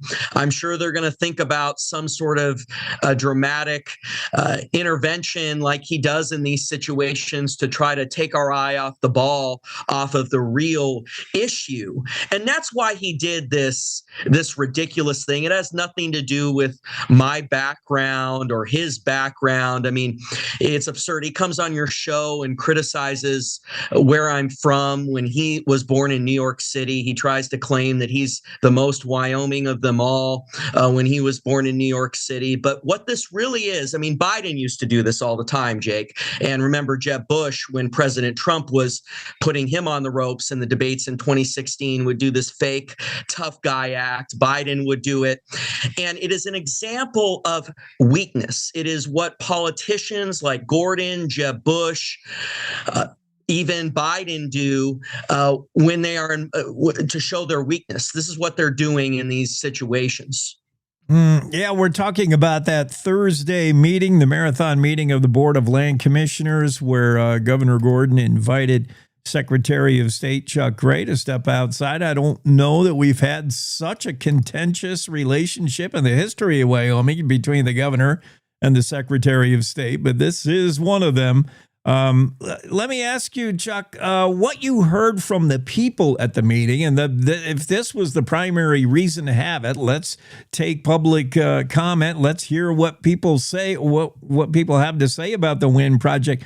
I couldn't sit through the whole meeting, but give me a sense of was it pretty much what you thought? Like, yeah, nobody likes this, and what percentage would you ballpark of people that said, no wind turbines, we don't like it?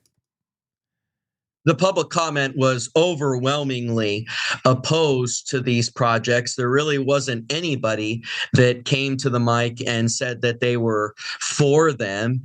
This was one of the key aspects of this meeting, because remember in December when the Attorney General stepped in and decided to appeal these cases, remember that they would not take public comment. Gordon refused to take public comment. So it was just overwhelmingly opposed. The people that spoke, they did a great job. I was just talking with somebody about that. They were very eloquent, very substantive.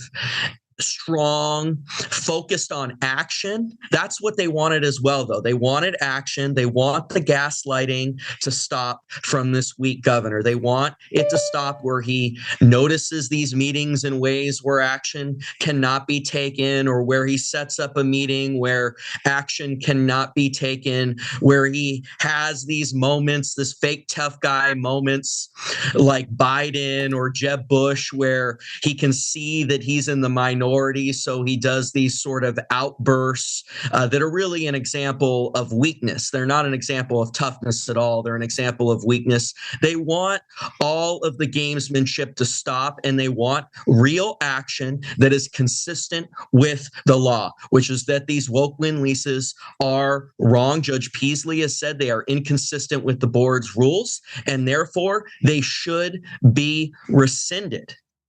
Let's one last thing, Secretary Gray. Let's end on a note where you and the governor are actually in agreement, and Keith Counts as well. And that's the recent state Supreme Court strike down of the abortion ban. You didn't care for it, and neither did the governor. I don't know what your office is involved in doing anything about it, but we got a legislative session coming up next month. Would you like to see a state statute amendment? Where do we go from here with the news that abortion is now again legal in Wyoming?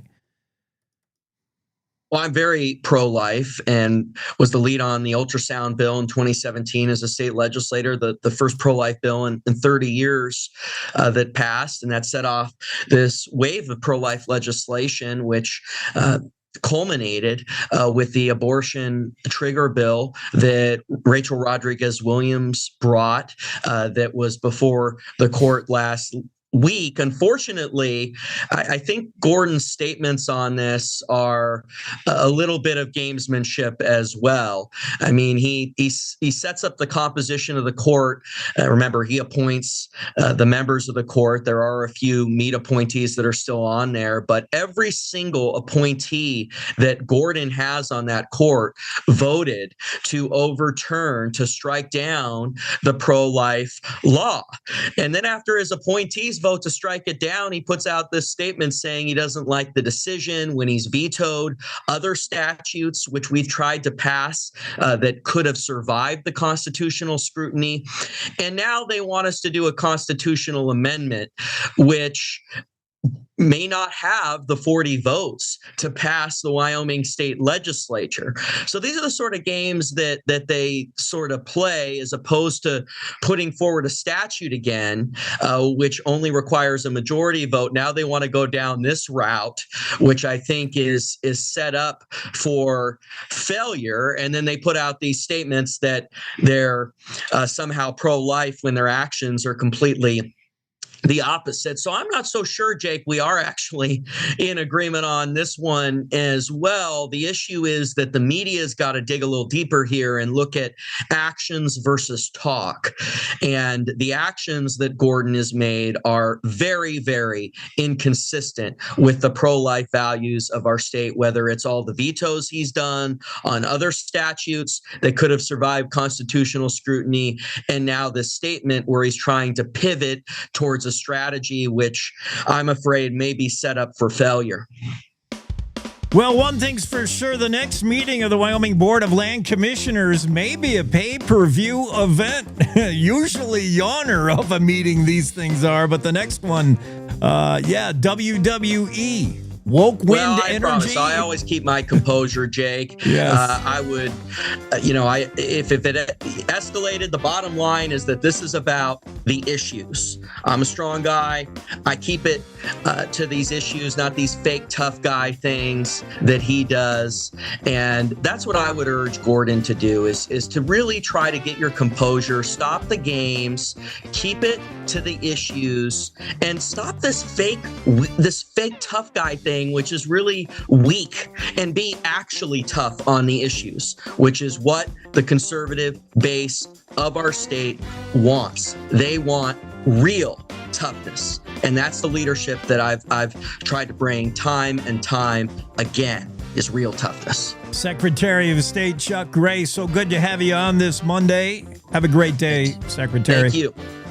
We'll be right back with Reid Rasner after this. News happens at any time, any place. That's why at Cowboy State Daily, we're dedicated to the stories that matter, with reporters stretching from your hometown across Wyoming and beyond. It doesn't matter if it's happening in Yellowstone, the capital in Cheyenne, or the most remote slice of Wyoming. With over 150 years of combined journalism excellence, if it affects Wyoming, it affects you, and we've got it covered. Upstream from the herd, we're Cowboy State Daily. You're listening to the Cowboy State Daily Radio Network. You know you don't have to wear your PT gear anymore, right? It's comfortable. So how's civilian life treating you? It's fine. When I got out, I didn't want to admit that there was anything wrong because it felt like a failure. And then I realized, like, there's nothing to be ashamed of. So I started talking to someone. Maybe you are fine, but if you're not, it's okay.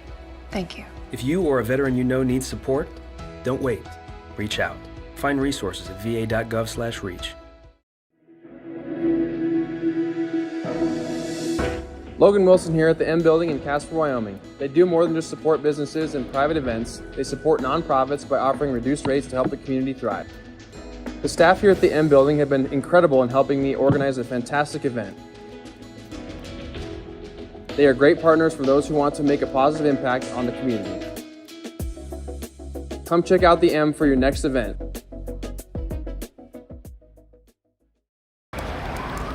Hate is loud. It gets clicks. It gets attention.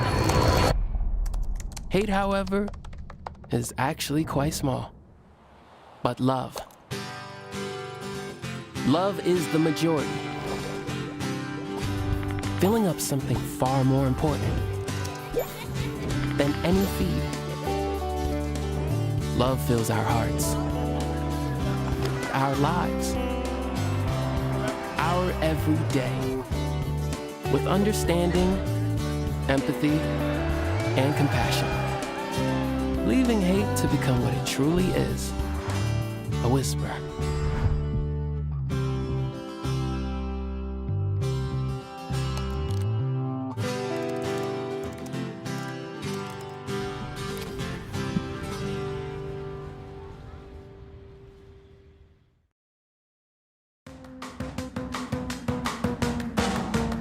Yeah, I'm on it right now.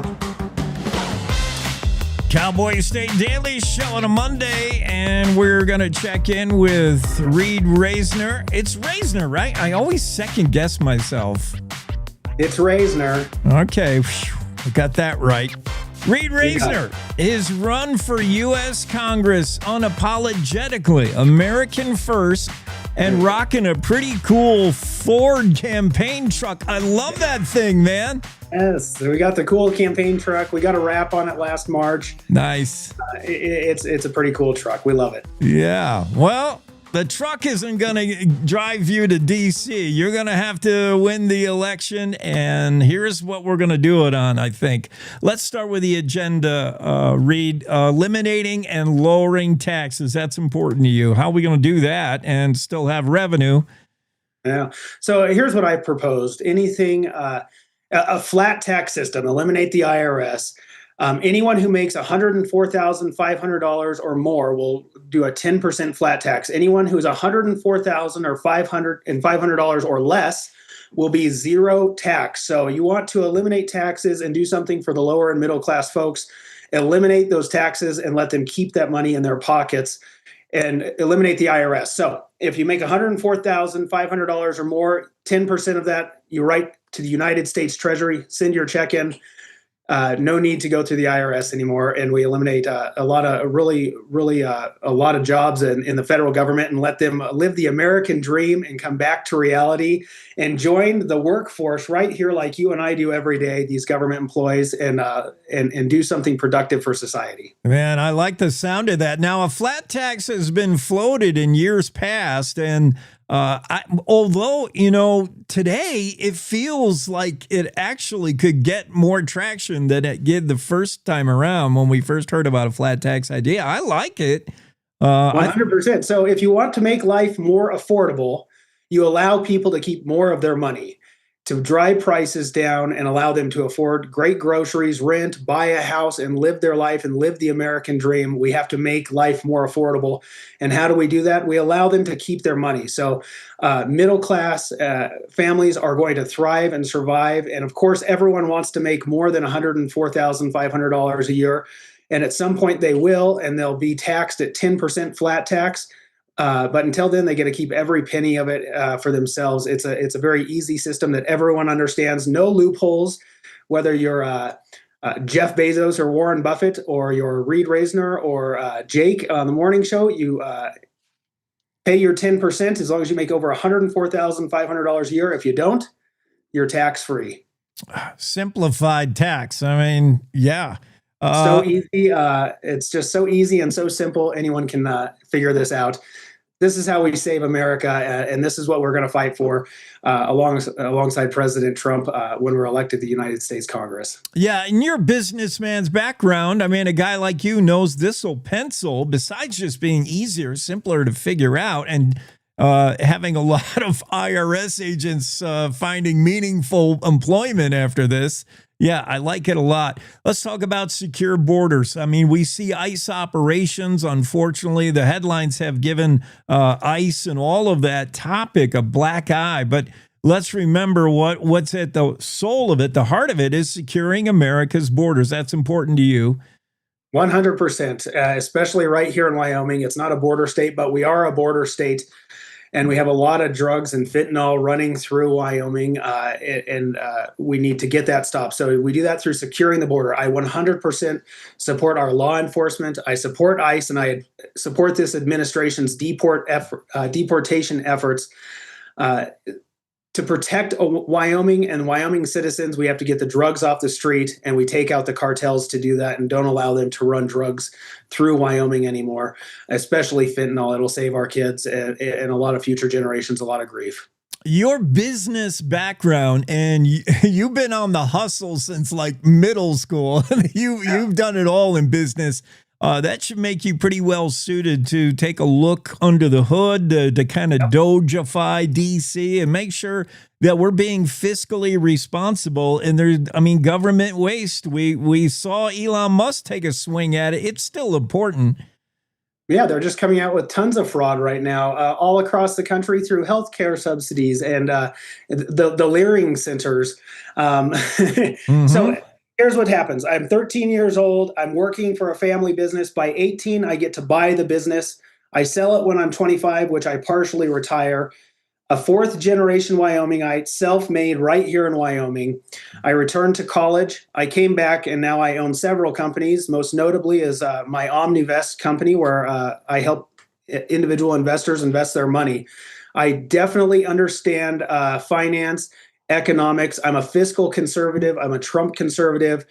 You've got to balance the budget. You've got to protect the American border, and you've got to do something for Wyoming, which is create a business-friendly environment that will allow families to thrive and survive again. So we deregulate, we boost our energy sector, and we make Wyoming just the most amazing business-friendly environment for all businesses, whether it's a coffee shop, a financial office, a coal mine, a new drilling company out there drilling for gas and oil.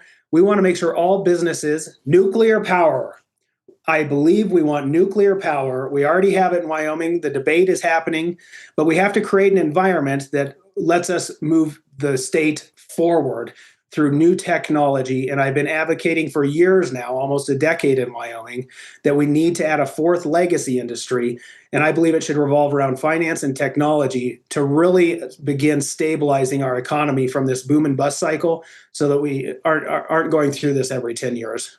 We're talking to Reid Rasner. He is declared for Congress for the seat that will be vacated by Representative Harriet Hageman. You can find him on the internet, RasnerForWy.com. That's Rasner, R-A-S-N-E-R, 4 F-O-R-W-Y, RasnerForWyoming.com. Reid, let's talk about when we send you to D.C., we want to know that you've got Wyoming's interest at heart, particularly hardworking Americans. Nobody's harder working than Wyomingites. What are you going to do to prioritize American workers first, and especially when it comes to Wyoming workers? Yeah, you got to deregulate these bureaucrats who continue to put more regulations on. So you do this through legislative efforts. You create a friendly business environment. And if there's one thing I know, it's business and finance. So you have got to create affordability in Wyoming for all Wyomingites. And we have to create an atmosphere that allows our kids and our grandkids to stay in Wyoming, thrive in Wyoming, and have careers in Wyoming that are great, high-paying careers. Rather than seeking for these high-paying jobs out of high school and college and leaving the state and then coming back in their 40s and 50s. We want to keep our kids, our culture right here in Wyoming alive and thriving, and you do that through deregulation and a business-friendly environment. And that's what we're going to fight for every day as businesses and families right here in Wyoming and across America. Reid, born and raised in Casper, fourth generation Wyoming out, true son of Wyoming. Reid, one more thing on the campaign front. Trusted leadership. Why are you the guy? Why? And I want to get into one particular question, but first, why you, Reid? Yeah, listen, I'm a political outsider. I am a businessman right here in Wyoming. I'm not a politician. I've run for office before, but listen, it's always for the veterans and it's always for small businesses right here in Wyoming. They're my friends, they're my neighbors, and they're my family, and I will always fight for them, and I will continue to fight for them. They're the ones that continue to ask me to run, to do something, and I will never, ever give up. As you've seen, I will never stop working, and I will never give up. I'll just keep pushing forward, and we're gonna make this happen, and we're gonna fight for veterans, for businesses, and for Wyomingites all across the state in Washington, D.C. Yeah, I like that. I like being from outside the Beltway, just being a non-politician. That's always refreshing. Veterans, ranchers, first responders, teachers, this is the guy who's going to work for you, Reid Rasner. Let me ask you one particular front when it comes to a public land sale. I don't know. I'm assuming you've been following this very closely, but Representative Hageman had a certain approach to it. We still don't quite know what her definitive approach is on the selling of public land. Where are you with that? What would it look like for you to say okay in this case or absolutely not here? Sure. So we have a semi-viral video for Wyoming. It's viral. It's close to 100,000 views. So. And it's on Facebook, it's on TikTok, it's on all the social medias, YouTube, Instagram. We're going to keep public hands in public lands. I am a fourth generation Wyomingite. I grew up hunting and camping and fishing. And my favorite spots all across Wyoming, and don't ask me where they are because there's two of my favorite spots and I'm not going to tell you. But listen, when I go camping, I want to be able to access public lands. I want to be able to go fishing on public waterways. I want to be able to enjoy those. I want my nephews to enjoy those. I want all of your kids and grandkids to be able to enjoy those for years and years to come and generations to come. You've got to be able to go out and go hunting, camping, and fishing. Keep public lands in public hands. It's that simple. You don't need to sell our public lands off. If we need to get affordable housing, which is an important conversation to have, we need to bolster our infrastructure. So if we look at Albany County and you go down and you talk with Brad Enzi, and he's needing power lines and he's needing electrical infrastructure to build more housing and more subdivisions. And the land already exists and we can acquire that land. We do not have to sell our public lands to acquire that land. So there's solutions out there through the private sector that we have to seek out rather than selling our public lands. And I will stand firm on that. We're going to keep public lands in public hands, and we're going to fight for the sportsmen all across Wyoming who love to hunt and fish and go camping and utilize those lands. Rasner for Congress. It's official. The campaign trail with the big Ford pickup truck. Rasner for Congress. Reid, one last thing real quick. Accessibility. I know the media has always been able to get a hold of you, email, text, phone, whatever. You are always there. I want to know it's the same for voters. If they've got concerns, how do we get you?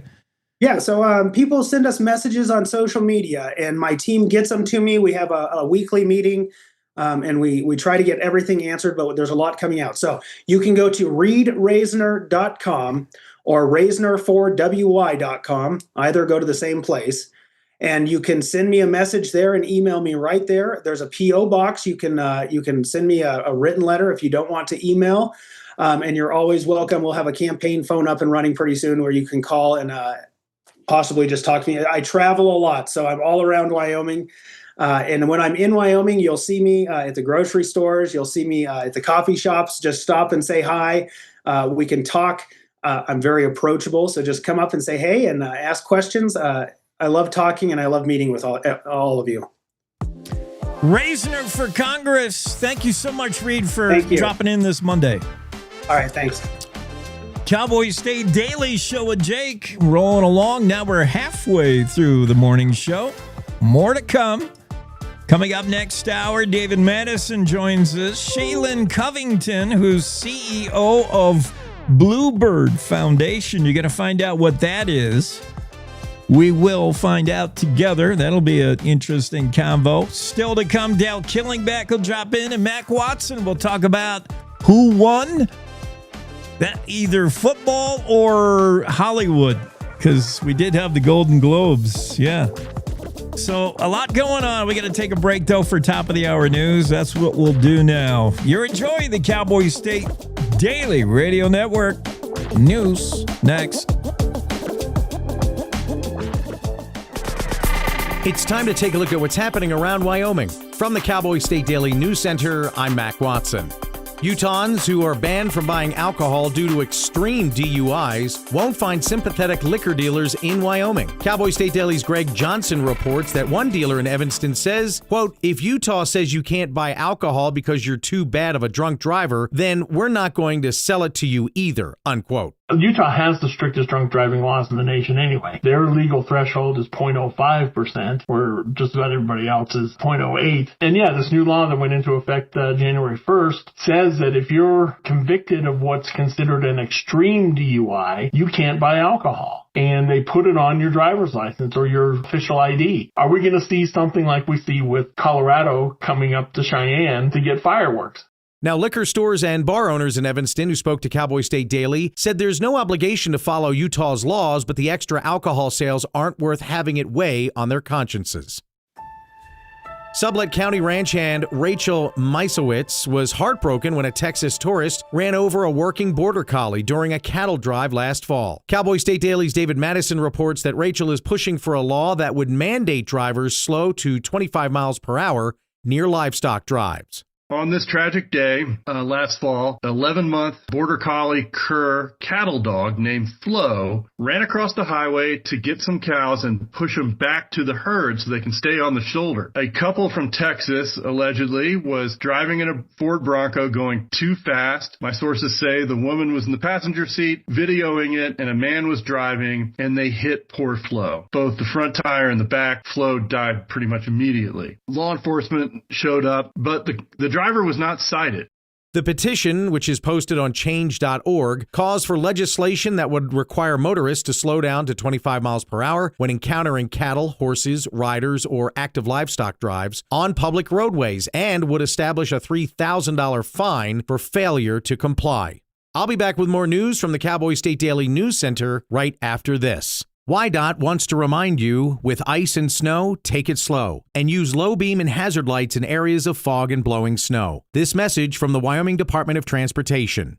The Wyoming way of life. There's nothing like it. And no financial partner like your local cooperative credit union to help you live life the way you want to. We help you save for a brighter future, borrow for your dream home, start your small business. We've got your finances. And you've got plans, so go ahead, pitch a tent, head for the rodeo. Reel in a big trout. Fire up the smoker. Wyoming's credit unions are here to stay and here for you. Cowboy State Daily News continues now. Right before Christmas, Navy veteran Al Ellis donated his 207-acre llama ranch in Sublette County as a sanctuary for veterans and first responders. Cowboy State Daily's Kate Meadows reports that Ellis wanted to do this for the people who deserve it. Al Ellis donated his 207-acre llama farm to the Boulder Crest Foundation because the Boulder Crest Foundation serves veterans and first responders. They provide training and programs for veterans and first responders who have been through trauma. And Mr. Ellis said he has a high regard for those people and wants to basically give them a gift to just be as generous as he possibly can because they deserve it. When his wife died in August, he decided he wanted to donate his land, his property. He did some research for organizations, foundations, nonprofits that would accept the land as a donation. Besides being a decorated Navy veteran, Ellis was also a former commercial abalone diver who built a successful pack llama business in western Wyoming. If she does decide to run for governor of Wyoming, Megan Dagenfelder has President Trump's complete and total endorsement. Cowboy State Daily's Claire McFarland reports that the president is emphatically encouraging the Wyoming Superintendent of Public Instruction in a post to Truth Social. In Wyoming, the past 3 presidential elections, Trump has won nearly or roughly 70% of the vote. It's an energy state. He's big on that. It's socially conservative. He's been pretty big on that. And so, yeah, for the foreseeable future, a Trump endorsement in Wyoming is still a huge deal. Dagenfelder hasn't committed to run for governor, but has said she's strongly considering it. And that's a look at today's news. Get your free digital subscription to Wyoming's only statewide newspaper by hitting that daily newsletter button at cowboystatedaily.com. I'm Mac Watson for Cowboy State Daily. Mom, I got it. What are you doing in there? I got stuck. Are you a dog? I wouldn't do that. Have you seen the pliers? Where'd you find those? It's not your birthday. Sorry. Bye, Grandpa. Bye, Grandpa. Take care of yourself. What are you doing? What are you looking for?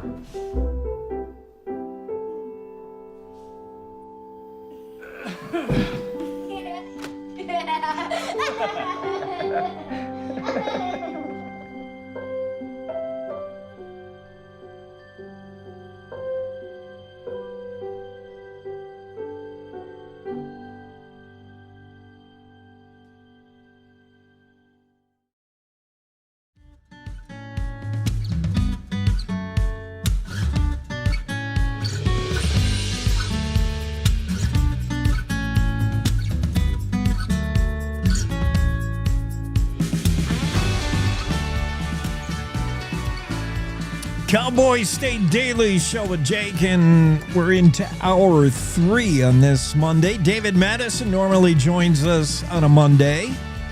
D-Mad never misses, so I'm surprised to not see him in the Zoom room. David has a story about Sublette County ranch hand Rachel Misavice.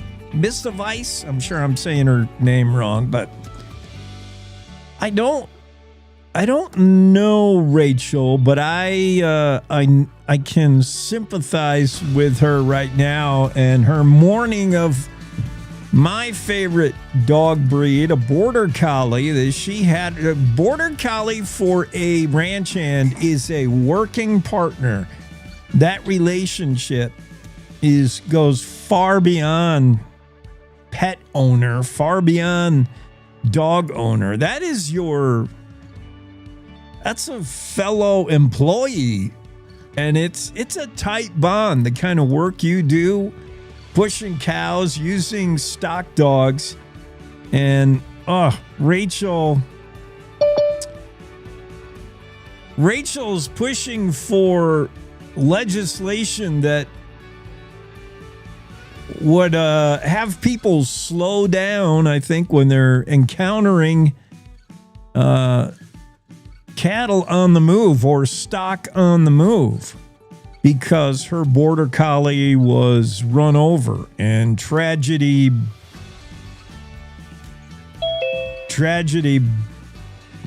maybe has launched her campaign. There's David Madison. Sorry, I'm running a little late this morning. Apologies. Oh yeah, I hear you. It's Monday. Toughest day of the week to sign up for, but thank goodness we have you there. We're talking about Rachel, the border collie, and nothing's going to bring Flo back, but that's a tough thing. We don't have to legislate every common sense thing in the world, but you know what? If you can't get the message to slow down when there's stock being moved, I don't know. Maybe we do have to make a law. Yeah, I think messaging is a big part of it. Just the process of doing this would get the word. That's what the petition's all about. And I would, as part of that messaging, I would just talk about how cool it is to have that as part of our culture. I think it's we're made to slow down and take in, a scene that's so bucolic and cool, and seeing a team work together. And it's such a huge part of our economy. There's a lot of good reasons to bring awareness around, this important part of moving cattle, and then the role that the stock dog plays, the working dog. Yeah, you would think motorists would treasure this kind of thing, to run into a cattle drive or something going on the highway, and a chance to just a real reminder to slow down metaphorically in life. Let's just slow down, relax, take a look at something truly Wyoming. Yeah, I love what Rachel does, and I get it, man. You and a border collie, you're tight like few relationships. That's going to be tough for her. I had no idea that they could do so much without humans around, that you can send them out and they will bring a whole herd of cattle in. That was fascinating to learn. Yeah, I mean, you need a skunk, as they're sometimes affectionately called, because they're black and white. You need a skunk to be on the aggressive side. They're mainly, the border collie for moving stock is so useful with sheep, because the border collie uses its eyes, and it locks eyes with sheep, and it almost telepathically tells sheep, don't go over there, go over here. And without even running around, which the border collie also loves to do, run around. They're usually not aggressive to move cattle, but some are, and they may have to use their teeth to encourage cattle to move. That's more of the cattle dog, like your healers. They're pretty good at that. I had a border collie healer mix, so it had the perfect. It had the stare, the eye, and it had the I'll get in there and get a bite of something if I have to. But yeah, they do the work of 3 cowboys. They're pretty useful. Yeah, lots of feedback on this. Folks were touched by it, and let's see what happens. Maybe a follow-up could be talking to lawmakers. Has this come up before? We did talk to YDOT. They don't necessarily track this kind of thing, but of course, pay attention to the interaction between any kind of stock and our right-of-ways and the highway.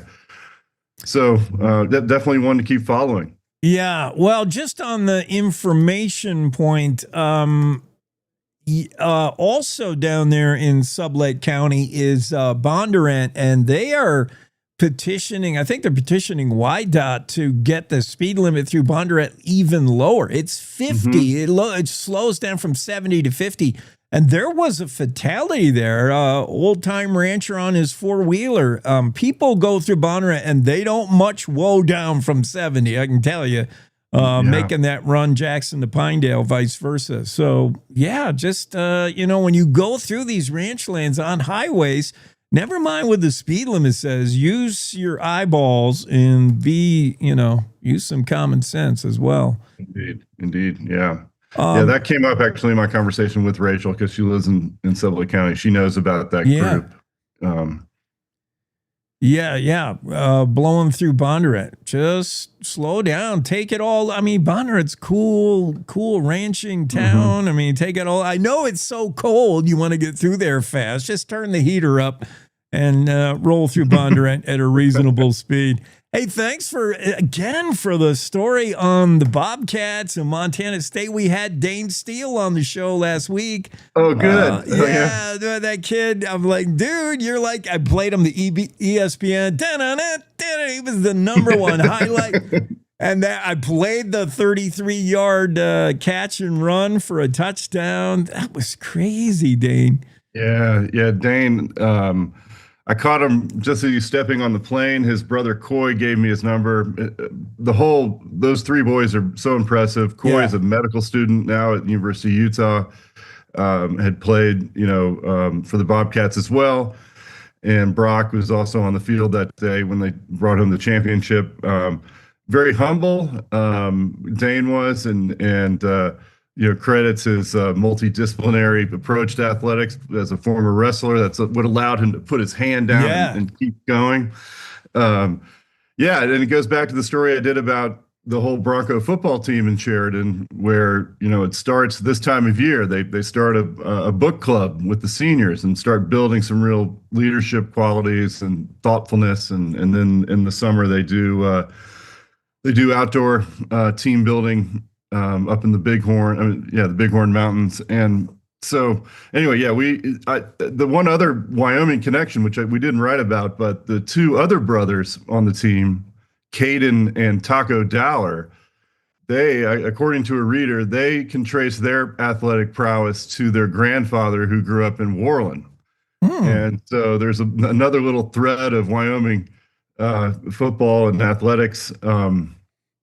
I think it's really cool that basically Taco and Dane were the stars of the show, and you got a kid from Billings and a kid from Sheridan in a national spotlight. Very cool. And we love our Sheridan Broncs, that high school football organization, now still on one of the longest winning streaks anywhere in high school football in the United States. And a big part of that is the Steele brothers. We talk about college football and getting in the portal and recruiting. I think at the high school level, the high school Sheridan football coach just goes to Mr. and Mrs. Steele and say, can you make more boys? Just have more kids, because we're killing it with them on the field, man. Yeah. I'm sure there's another. Yeah, they're in junior high now in Sheridan. They're just rising up to the ranks. Look out. Hey, talk about this TerraPower Meta deal that could bring advanced nuclear plant to Cheyenne. Boy, we hear about news like this. TerraPower, Meta, those are some heavyweights.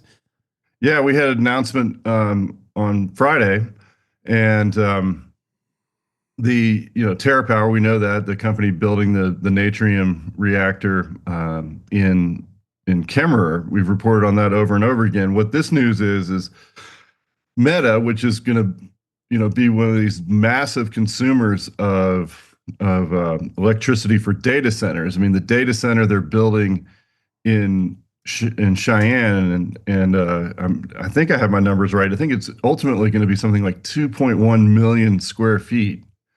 And that I wanted to do the math to say, how many Walmarts is that? How many football fields is that? It's huge. And so when they announced this plan for Meta saying, okay, TerraPower, even though you haven't fired up the plant in Kemmerer, we want 8 more, and we want them to be dual, not just one reactor but 2. And so when I asked TerraPower about, does that mean Cheyenne is on the short list because Meta has this footprint already growing there? And they wouldn't say yes. They just said conditions are very favorable for that to happen.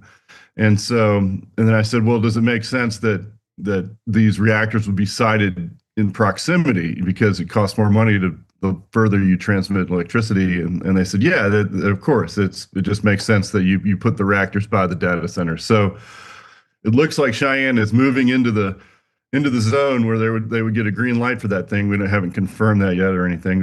It's down the road, but that whole that community is going to have a few of those. I mean, TerraPower may show up to serve another client in Cheyenne. Who knows? Yeah.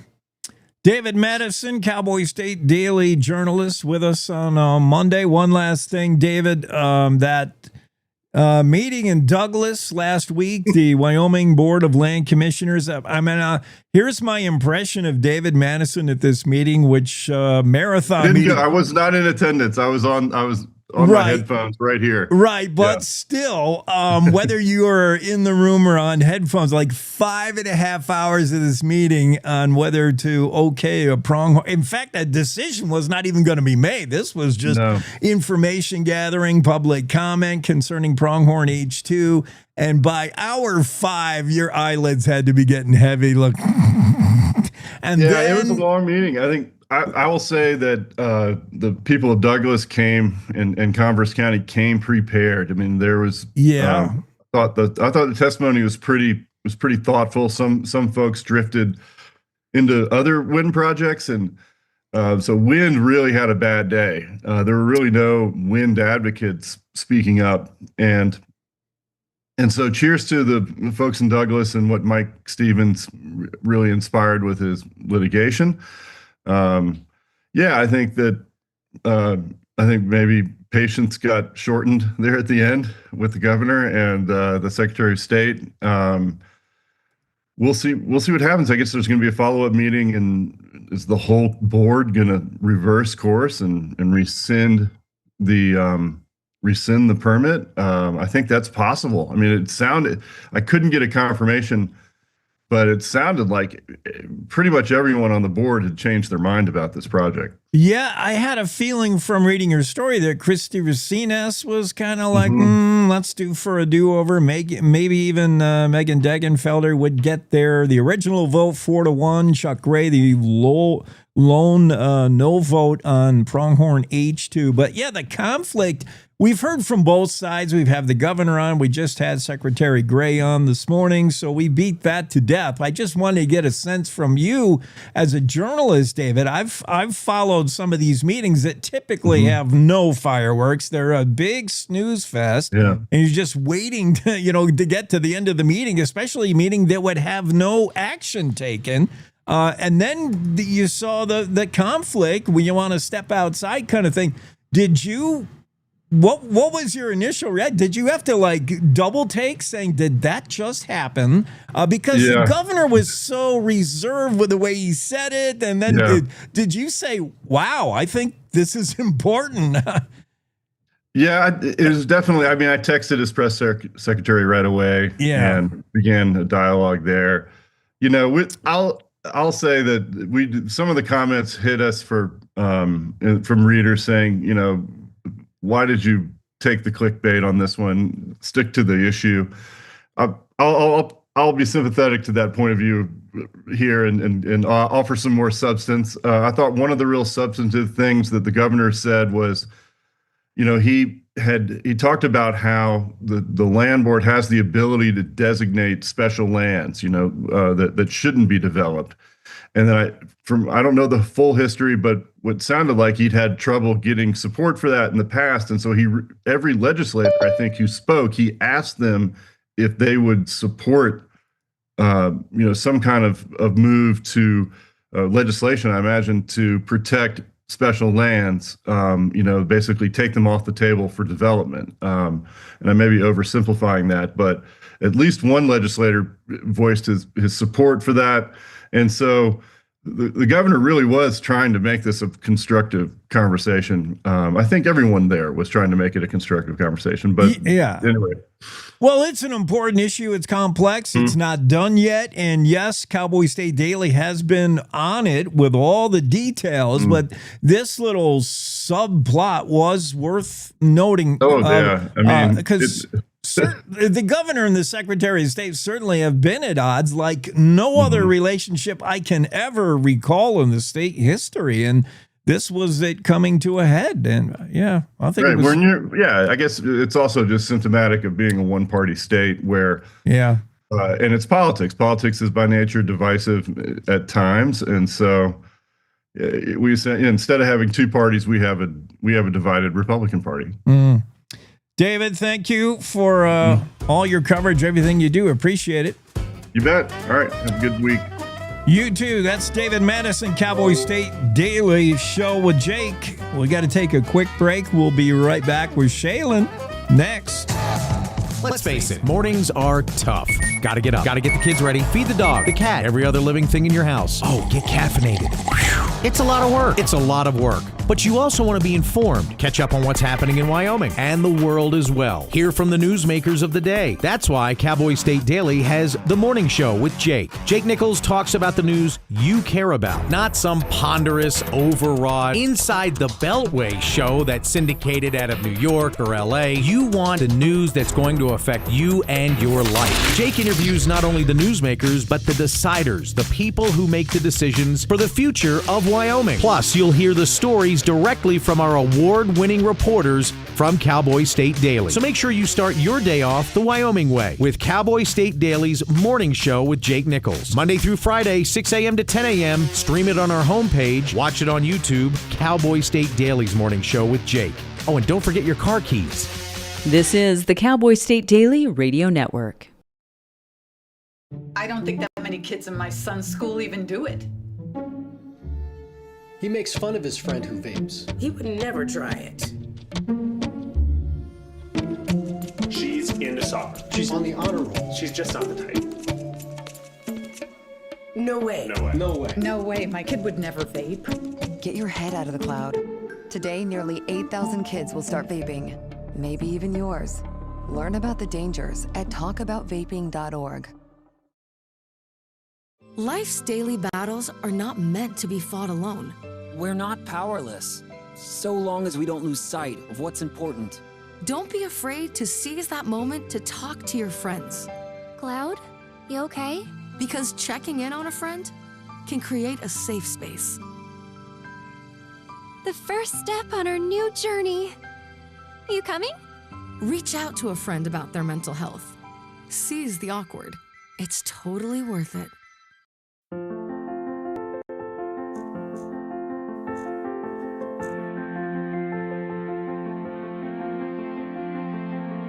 There are a lot of words I would use to describe my daughter. Kind, strong, hilarious. When I think about how much she's experienced in her life, on a journey that we're now on together as a family, I'll make you something to eat, okay? we can't help but be inspired by her every day. Hey, Mom, we're about to start the movie. Oh, yeah, I'll be right there. Okay. So really, we're the lucky ones. Learn about adopting a teen from foster care. You can't imagine the reward. Visit adoptuskids.org.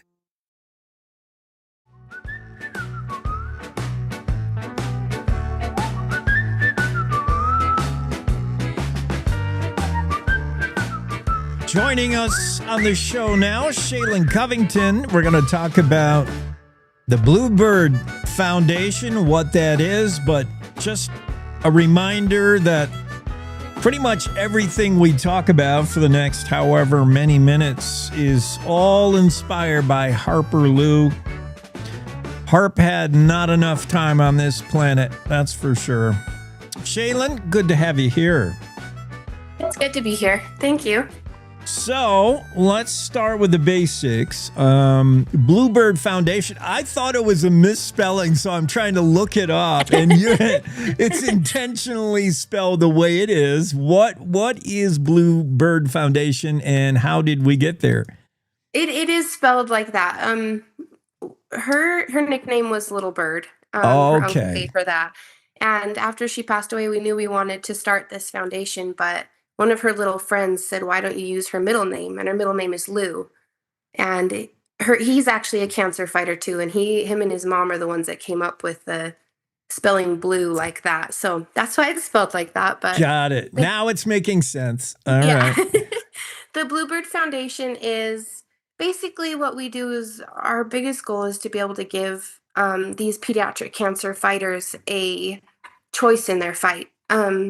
Something that I don't think a lot of people realize is children don't really get a say. They don't get to say no to much at all like adults can. they're put through a lot of really harsh stuff and they're held down for it. And it can be really hard to watch them like lose any say in what they get to do.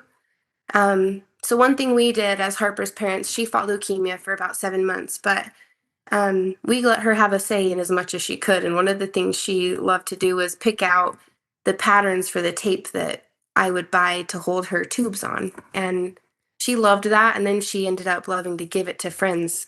So that's kind of where we started. Yeah, we're going to share a few of these photos. So, I mean, this is just this smallest thing, but the biggest thing. I mean, it's a small thing in like, I would have never thought of the tape. Like, really? But yes, giving a kid going through all this, giving them some sense of control. Like, you have control over this. You have a say in this. Like you mentioned, Shealynn, that's huge for a cancer fighter, especially a young one who, like, all the decisions are being made above them and they're not even in the loop. So the tape is, give me an idea of like how much tape is used in, securing tubes. Like anybody who's been to a hospital, we know these hospital, the nurses, they love rocking the tape.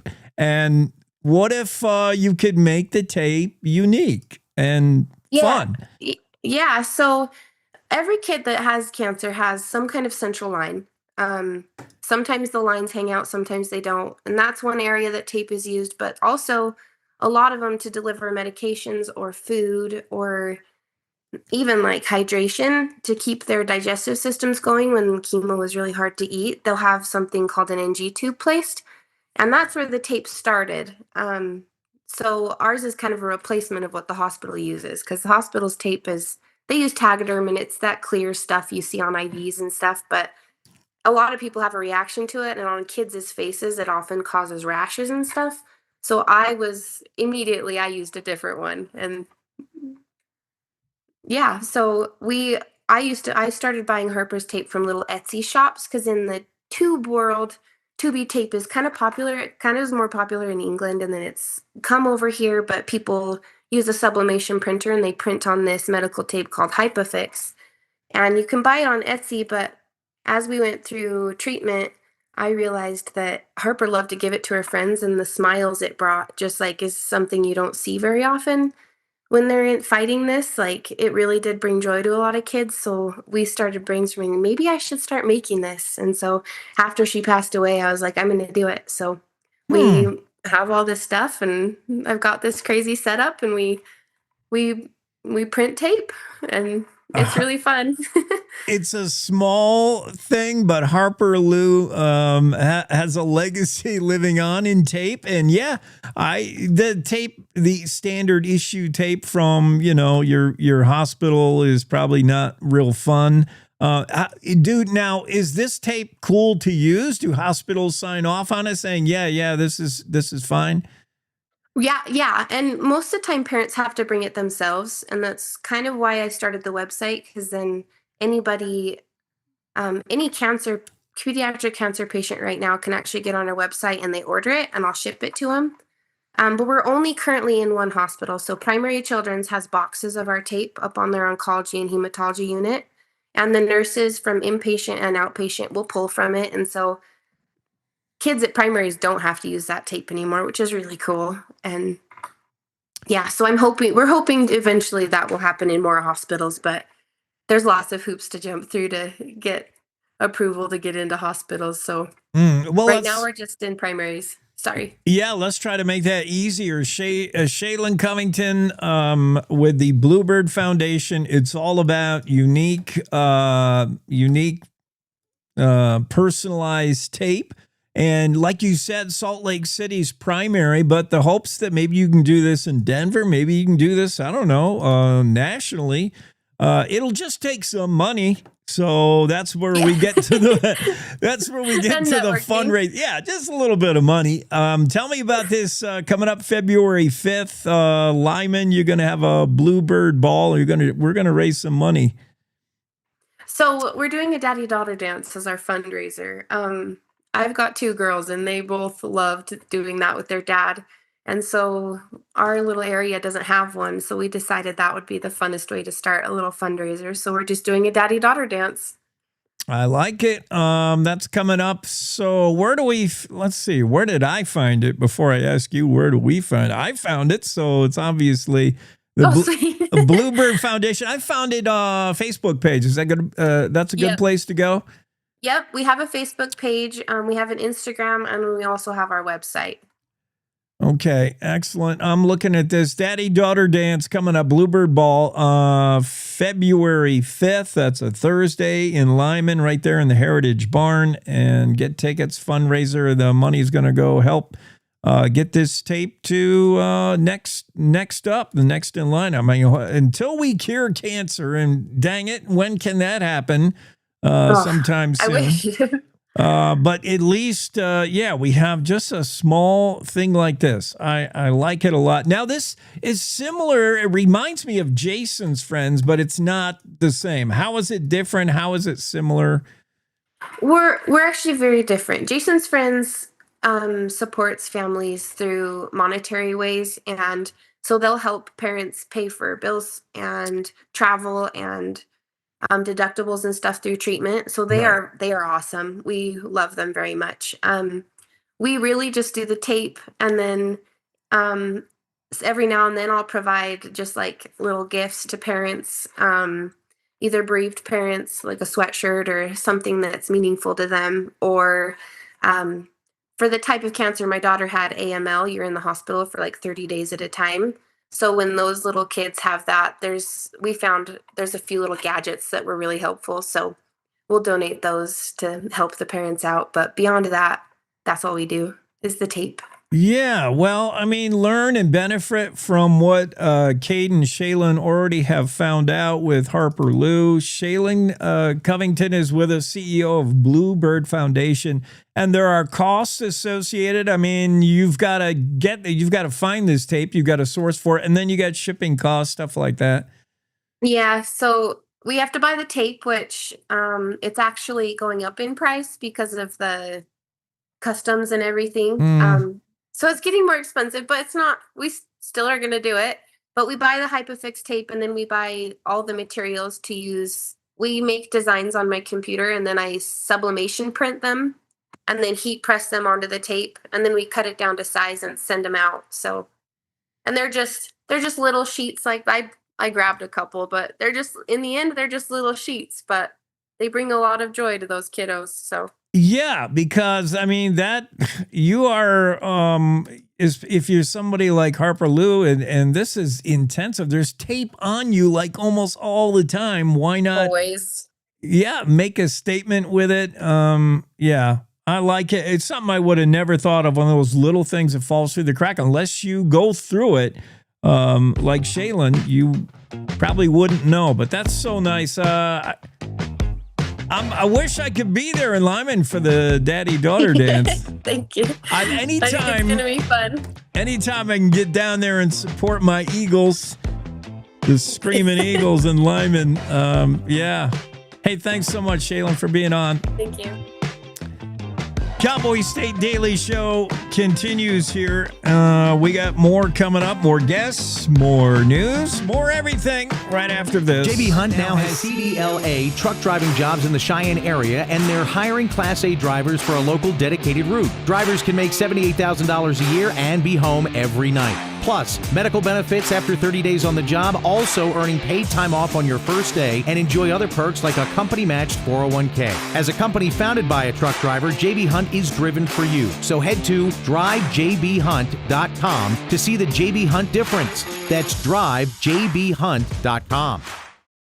In Wyoming, you want news from folks who still shake hands and mean it. You just want the facts. That's why more Wyomingites listen to Cowboy State Daily Radio. News that doesn't bend, twist, or dance around the truth. Crisscrossing the state to cover the news the way you like it, with reporters steps away from the Capitol in Cheyenne and in your hometown. No spin, no corporate suits, no duh. Talking about your state. This is Cowboy State Daily Radio. You're listening to the Cowboy State Daily Radio Network. Who can you turn to for news you can trust? Your local TV and radio broadcasters. You trust us to keep you safe during times of crisis and to deliver the weather, sports, and entertainment you rely on every day. We bring you the facts you need to make decisions that matter. And as misinformation floods social media, you can trust your local stations to deliver the truth. Text TV to 52886 and tell Congress you rely on your local stations for trusted news. You handle the healthcare, we'll handle the marketing. In need of a spark for marketing your medical practice? Loom Studio provides creative and strategic healthcare marketing that illuminates the path to bigger and better experiences for your business and your patients. We specialize in branding and design, social media, website design, SEO and SCM, not to mention content creation, public and media relations, and marketing metrics to ensure you're getting results. If you're looking to increase your patient engagement and retention, enhance your community impact, and streamline your marketing efforts, our team is ready to help you achieve your goals. Contact us today and learn more at loomstudio.com. I'm Chris Jakimick. I served in the United States Air Force and I deployed 3 times. So in 2017, I was serving as an Air Force First Sergeant. Our motto in that role is my job is people, everyone is my business. But unfortunately in that year, I would lose my own brother, Lance Corporal Adam Jakimick, to suicide. The majority of veteran suicides are from guns. I store my weapons securely, not only for myself, but for my family. My service never stops.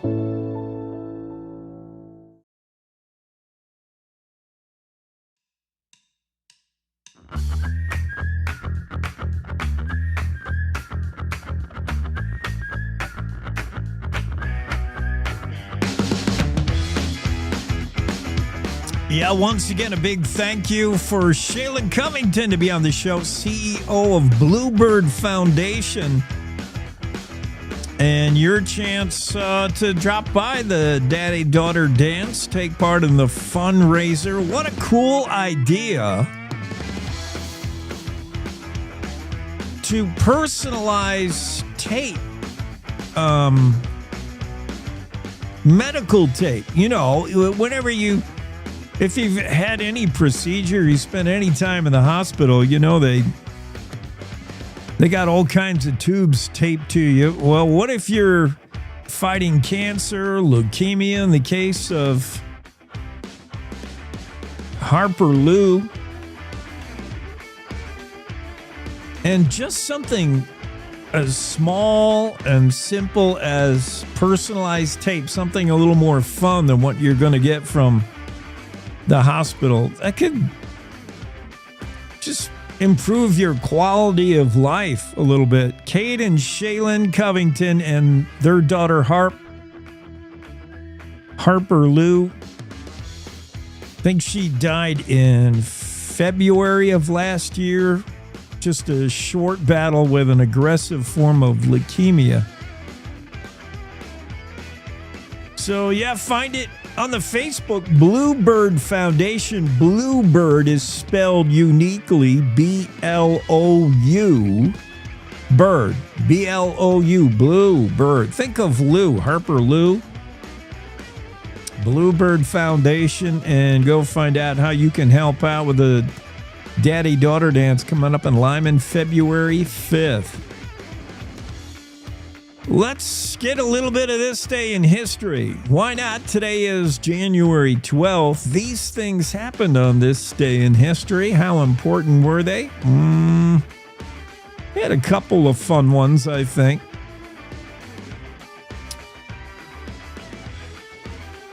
(1828), the U.S. and Mexico agree that the border between the United States and Mexico would fall along the Sabine River.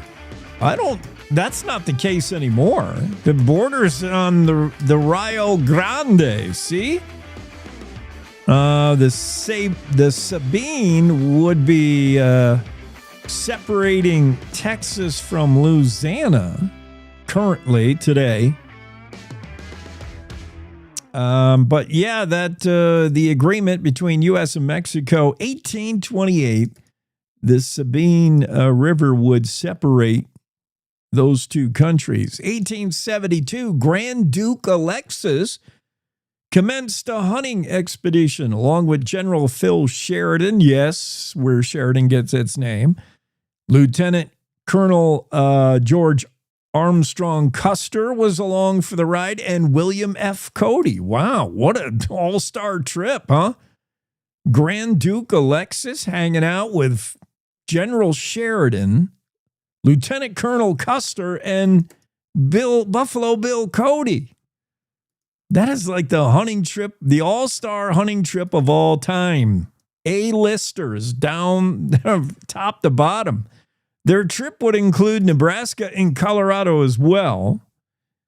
Grand Duke Alexis would later become an admiral in the Imperial Russian Navy. And while his influence was significant on the modernization of today's Navy as we know it, he would be relieved of command during the Russo-Japanese War. There's a lot I don't know about Grand Duke Alexis, but I do know he had some pretty weighty hunting partners on a hunting expedition that began this day in 1872. Phil Sheridan, George Custer, and Bill Cody, Buffalo Bill. Wow. 1878, this day, the first issue of Carbon County News rolls off the press.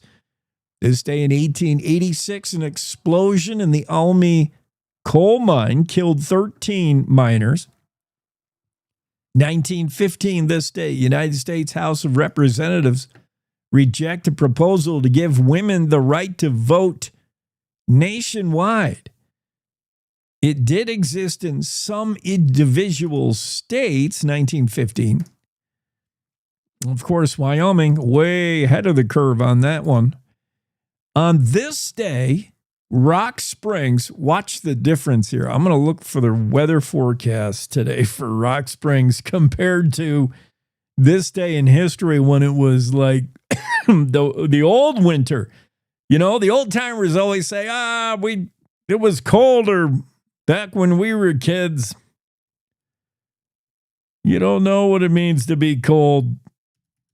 Let me see Rock Springs today in Sheridan, let's say. It's going to be 62 degrees for a high. Let's compare Sheridan with Rock Springs. Today's Rock Springs forecast, sunny and 42 today in Rock Springs. Compared to this day in 1963, back when the old timers says it was colder back then. Boy, are they right. Rock Springs hit an all-time record low of 37 below zero on this day in 1963. Compare that with today, where they'll have to deal with 42 degrees and sunny. That is a difference of, and I can't do the math, 37 plus 42, 79 degree swing on the same day. Yowza. Yeah, Rock Springs, minus 37 degrees in 1963. And finally, it was this day, exact day, that wolves were reintroduced to Yellowstone National Park, 1995, the year, of course. I didn't realize it was January 12th when they did that. Now, think back, put yourself in the shoes of a wildlife biologist. You're going to reintroduce the wolf to Wyoming, to Yellowstone. I don't think there was any false belief that the wolves would stay there. There might have been an idea that the wolves would choose to have Yellowstone as their home stomping grounds, and pretty much not a whole lot beyond that. Although I look now, wolves are everywhere. They don't know boundaries. They don't recognize boundaries. It was a great, if you're looking to bring the wolf back, it was a success story like few others. I mean, the wolves, that original pack, became another pack, and pretty soon, look at the success of reintroducing wolves. Hate them or love them. I mean, if your intent was to bring them back in the great American West, my goodness, Boy, howdy, did you. And it began this day. Now, look, see, it was January 12th they brought them. Not surprising that it would be January 12th and not July 12th. If you're going to reintroduce wolves to Yellowstone, you would do it when the least amount of people are in Yellowstone. You don't need the shock value for these lobos to spring the cage door open and have them pop out in Yellowstone on July 12th. It might be a little shock to the system for these wolves who were snatched up in Canada and then brought to Yellowstone in the middle of the peak summer season. No, that would be a lot. So, yeah, I'm not surprised it happened on this day, January 12th. There's nobody in the park. The wolves could probably get out and say, "Whoa, wow, yeah, we like this. Looks a lot like Canada. Where are the moose at? Where are them elk at?" Yeah, and then the ensuing summer might have been a little shock to the wolves, but it was this day in history that Yellowstone National Park was the place where wolves reintroduced in 1995. All these things happened January 12th. It's time to rodeo the Western Ag Network. It's the Rodeo Roadshow on the Western Ag Network. Hi, everybody. I'm Will Rasmussen, headed this week for the Montana Circuit Finals in Great Falls, Montana. Honored to be able to do that. Honored to be able to talk to Shane Hanchey, a 16-time national finalist, a world champion tie-down roper, about his plans and a little bit about family. And he sprung something on me. You'll like it when we come back to the Roadshow. Stay close. Cattle Country Videos 2026 Winter Classic Video Sales coming up on Tuesday, January 13th at the Goshen County Rendezvous Center in Torrington, Wyoming. Sale time is 10 a.m. Mountain. Offering just over 8,800 head, featuring a strong run of wean calves, plus 300 head of yearlings and 300 head of 3 to 4-year-old stock cows. The sales broadcast live on YouTube with online bidding available via Cattle USA and TV auction. To preview the cattle, visit cattlecountryvideo.com. Western Ranch Supply, your trusted farm and ranch partner for over 70 years, working hard for you and your operation, providing the right tools, knowledge, and quality to ensure your success year after year. Doing business on a handshake still means something to us. Locally owned and operated in Montana. We are only a call or click away. Western Ranch Supply, serving the big country. I got a tassel of good horses, and there's a lot of money to be won. So I don't plan on not being there in December. That's for sure. Attaboy, that was my next question. Your plans for 2026, and I think you answered them off the air with me. But you're about to hit the road again. Yeah, we're headed to Petco Park in San Diego, kind of for an invitational type rodeo, and it's always fun to. It's always fun to rodeo in those kind of venues. This is where the Padres play, and I always, for whatever reason, I've had good luck inside those type of venues. So I'm really looking forward to kicking off the new year. And yeah, like I said, I don't have no slowdown in me. I'm ready to get going, and I'm ready to be back in there and have a chance at another gold buckle. You and your wife, Taylor, have a young boy. How old's Strand these days? Yeah, he'll be 2 in May, so he's at the age now where he's rocking and rolling, and we're expecting a little girl at the end of May. So oh my gosh! Our family's growing, so we're excited about that too, and it's going to be a good year, 2026. The great world champion Shane Hanchey on the Rodeo Roadshow. I'm Will Rasmussen on the Western Ag Network. Cowboy State Daily Morning Show with Jake. Now, back to the show. Back to the show. Somebody wake up Jake at the Central Command. Wyoming cattle ranchers cheering the Protein First National Dietary Guidelines. Did you hear that last week that RFK said, go ahead and eat meat and drink milk? None of this soy and broccoli crap That's all woke liberal stuff. That's the diet of Democrats. RFK said the new guide. RFK is busy redoing a lot of the health recommendations. He's like gutted the CDC. He tells you a lot of the shots, the vaccines and immunizations that kids need are unnecessary. He's already revamped that whole thing. And then he's gone to what is the sacred health thing in my, dietary wise anyway. And that's the food pyramid. Like, who didn't have to learn that food pyramid where you got to get the basic building blocks, right? Prioritize fruits, vegetables, red meat, protein, and then you work your way up the pyramid till you get to the very top, which is sugar and candy and cookies, I think. Somewhere there's dairy in there.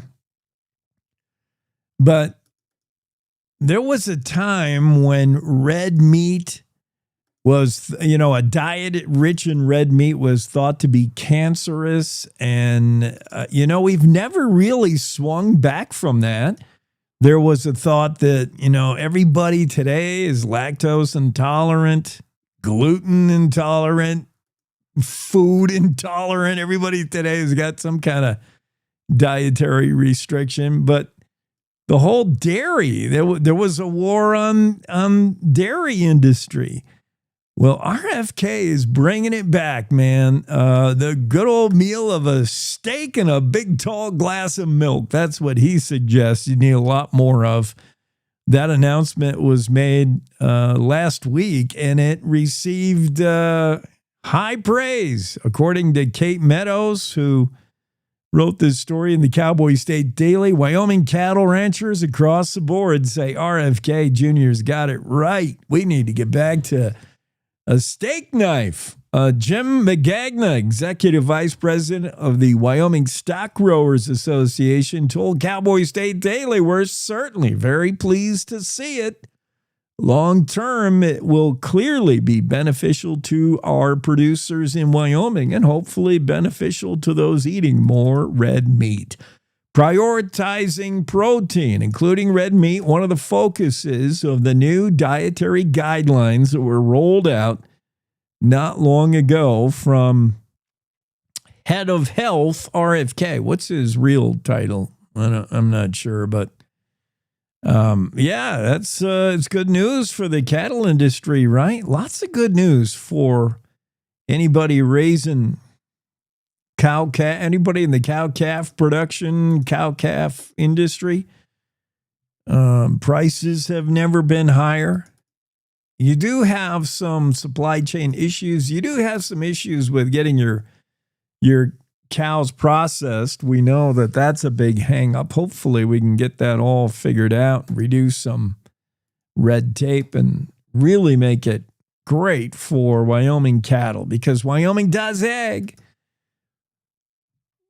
Wyoming does bison as well. I have seen this bison herd. A story also by Kate Meadows back on January 3rd. You might have missed it.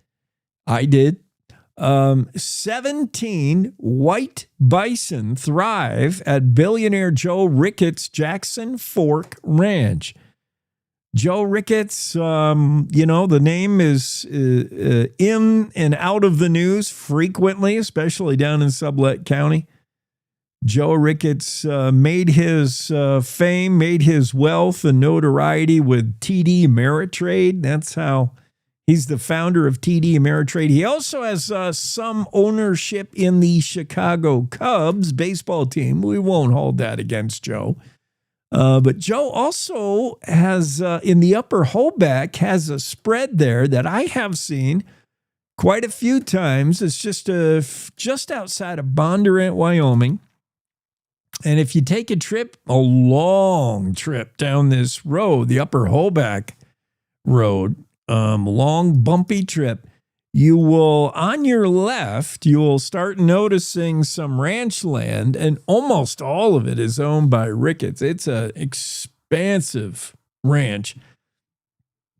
And if you keep your eyes peeled, you can't help but see bison. He runs a bison ranch predominantly, and I don't know if it's exclusively. I can't remember if I saw a regular bison. I think I did. Regular color. Oh, yeah, there I can see in the photo here, courtesy of Jackson Fork Ranch. There are some regular old buffalo, but predominantly white bison, which Native Americans say is the promise of something coming, right? If you have a naturally born white bison. But in Joe Ricketts' case, he's genetically, he is breeding for the white bison. And they're pretty cool to see. There's a whole mess of them. Yeah, the white bison herd of Ricketts is highlighted. He began his white buffalo operation in 2004 after meeting with a rancher at the National Western Stock Show in Denver. He had a couple of white bison for sale. Joe Ricketts said, white bison, huh? He bought the two, and he's started a breeding program that has had great success churning out white bison. As I flip through the photos, yeah, I've been down there at the Ricketts spread, and this is exactly what it looks like. It looks like just a genetic anomaly, just a whole bunch of white albino, although I don't think they're considered albino. Not in the strictest sense. They're just bison that are colored white, and they're really cool. Yeah, great story and a great peek into the Joe Ricketts Ranch that many folks probably would not get a chance to see. Not every day anyway. Thanks, Kate Meadows, for that interesting story of the White Bison Ranch there at Joe Ricketts spread in the Upper Hoback. Cowboy State Daily Show continues. We got 1 hour left in the program. We got to pause here for news just to keep you informed. And when we come back, Dale Killingback, Mac Watson will join us on the Cowboy State Daily Radio Network. It's time to take a look at what's happening around Wyoming. From the Cowboy State Daily News Center, I'm Mac Watson. An anti-rodeo law that would all but ban the sport in New York City represents a trend Wyoming rodeo defenders hate to see, and they hope will not spread. Cowboy State Daily's Renee Jean reports that rodeo advocates say even though New York is 2,000 miles away, the misinformation threatens cowboy culture. New York has a long history with rodeo. People may not realize that, but Madison Square Gardens was actually, way back in its history, part of its origin story was professional bull riding. And they host the PBR there every year. It's a sold-out show. So actually, rodeo's not a small thing in New York. There are lots of animal rights groups out there who have been after rodeo for a long time. And so this is not the first time, nor probably will it be the last, that a state has entertained some type of rule like this that's really aimed at just getting rid of rodeo. The proposed law, which landed on the New York City Council's New Year's Eve agenda, would ban all calf roping, flank straps, and electric prods at rodeos. At the age of 11 years, 9 months, Wolf 1090F has earned the title of the oldest living wolf in Yellowstone. Outdoors reporter Mark Hines says that it is a remarkable achievement considering the average lifespan of a wild wolf is 5 or 6 years of age. I talked to a couple biologists, and that's a remarkable age. One of them I talked to said for some reason there's a lot of wolves fight with each other a lot in Yellowstone. It drives down the overall age, or drives up the mortality rate, drives down the average age of death. So as you get into places like Canada where there isn't so much of that going on, it's not unusual to find wolves out there that are 12 years old or older. She surpassed the age of the legendary 907F, who died at roughly 11 years, 8 months old, on Christmas Day, 2024, a few days after a fight with members of a rival wolf pack. I'll be back with more news from the Cowboy State Daily News Center right after this. WYDOT wants to remind you, with ice and snow, take it slow, and use low beam and hazard lights in areas of fog and blowing snow. This message from the Wyoming Department of Transportation. The Wyoming way of life. There's nothing like it. And no financial partner like your local cooperative credit union to help you live life the way you want to. We help you save for a brighter future. Borrow for your dream home. Start your small business.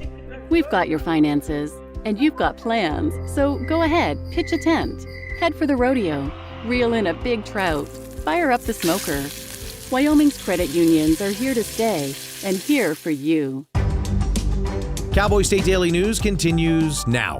The first thing visitors see when they enter the newly opened Natural History Museum in Abu Dhabi are 4 massive long-necked dinosaurs. Cowboy State Daily's Andrew Rossi reports that 3 of these one-of-a-kind giants and several other fossils in the world-class museum are from the Cowboy State. When museums want to make a big impression, they go with dinosaurs. And when they want dinosaurs, they more often than not come to Wyoming, because Wyoming has not only a lot of dinosaurs, but some of the best and biggest named dinosaurs. So when the Natural History Museum Abu Dhabi wanted to make a big impression with 5 long-necked dinosaurs in their lobby, at least 3 of them came from a sauropod quarry near Hewlett. And we're talking about animals that are over 90 feet long, over 30 feet tall. The smallest of them is over 60 feet long of the 3 that are in there that are confirmed to be from Wyoming. And I have strong suspicions that the 2 other sauropods in that lobby, along with dozens of other specimens in that museum, came from Wyoming. They came with a wish list of what they wanted to make the biggest impression and make a world-class natural history museum,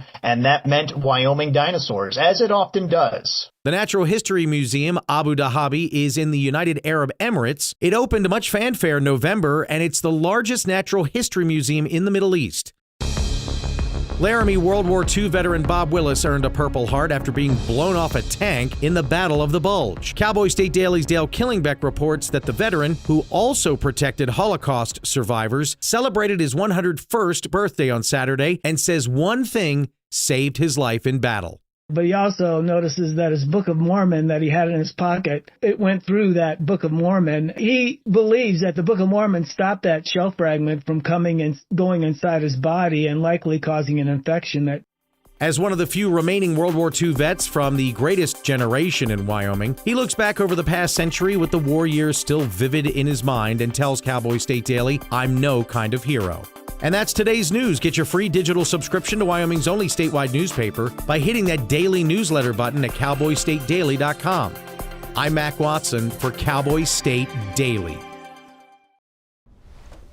Most hiring algorithms would scream me out. Some bosses couldn't see me as a leader. I've run this place for 20 years, but I still need to prove that I'm more than what you see on paper.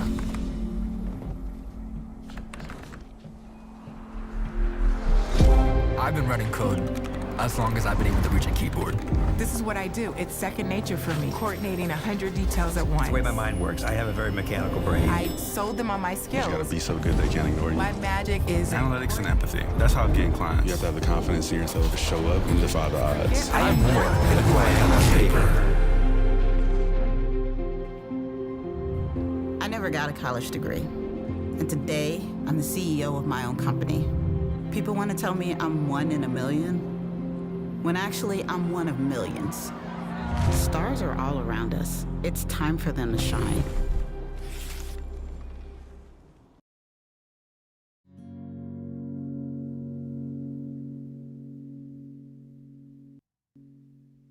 Where's the rest of my music, Dale? I don't know, Jake. Oh, there it is. Say the music died? I'm having a music malfunction. All right. I got it worked out. I want to play a nice little piece of music to welcome you into the show. Dale Killingbeck joins us Mondays. Great to have you back, Dale. Hey, it's great to be back. Thanks. I want to talk about this long-lived World War II vet. There's not many left. This guy out of Laramie, Bob Willis, almost lost him in the Battle of the Bulge, if not for his strong faith and stronger book. What a cool guy. Yeah, what a fascinating story, too. Climbs up on his tank. Captain orders him to go to a tank to put a round into a farmhouse where they'd taken fire from German soldiers. On top of the tank, bangs on it with the butt of his rifle. Tank opens, tells the guy, hey, Captain said, put a round into this farmhouse. And right as he's saying that, a German tank fires a round just below his feet into the tank, blows him off the tank. shrapnel hits him, and when he gets off the ground, he understands that the Book of Mormon that he had in his pocket has a hole in it, and he has shrapnel in his side. But he says when he went to the aid stations, they found that there was just a little bit of skin between the shrapnel and entering the inner part of his body where his organs are. And he believes that saved him from an infection, because he knew lots of guys died from infections when you got wounded inside the cavity, because there was just penicillin was just being started to be used back then. Oh, I didn't think about that. I thought, just the conditions being far from, medical attention, the nearest MASH unit, this is World War II. Yeah, this is quite a while ago. And penicillin is stuff to fight infection. That's what'll get you. Well, I like the attitude. He's like, don't call me a hero. I'm just a survivor. I'm on this planet this long only because I haven't died yet. I'm not really, my efforts aren't heroic. I'm just still around. Yeah, but he was very interesting to be 101 and to have a sharp mind with all these memories of World War II. That was really encouraging to me as a reporter. And he had other stories about, he was assigned after he got wounded. He spent 3 weeks in a hospital, and then they sent him back to his unit. And at like a few weeks later, somebody said, we want 2 guys that got Purple Hearts, and we're going to put them in an MP unit. And so his captain chose him. So he spends the rest of the war as an MP, and part of his duty when they liberated the Jewish concentration camps, he was assigned to be a prison guard for some women that were taken out of Buchenwald, and they were anticipating using them as witnesses against the Nazis for war crimes. I guess that didn't happen, but he spent time protecting these women from Germans for a time, and regrets not getting their names so he could follow up with them later on in life. Yeah, Dale, I'm sure you know how rare it was to talk to a World War II veteran that remembers so many, and not even that long. You can go back to even more recent armed conflict, and so many veterans don't have good recall almost purposely. Like they can't recall details, and they don't want to. In this case, you got a guy who's over 100 years old, and he does have a very sharp memory about World War II and stuff he was in. That is rich to be able to tap into that. Yeah, absolutely. I was blessed as a reporter to be able to do the interview. And he had some very interesting. He pulls out these Nazi flags. He had 2 Nazi flags. He had a tanker sheepskin jacket, these jackets that soldiers wore that had rabbit fur. He had a couple pistols, one a German Luger. These are all kind of the spoils of war that he said, like the pistols came from when the MPs went into town. They ordered all the weapons to be brought to the center of the city, and so it'd be this huge pile of weapons that would be placed inside a German town. Interesting. Great story. I love your story on Papa, Ernest Hemingway. We know he loved Wyoming. He was here a lot.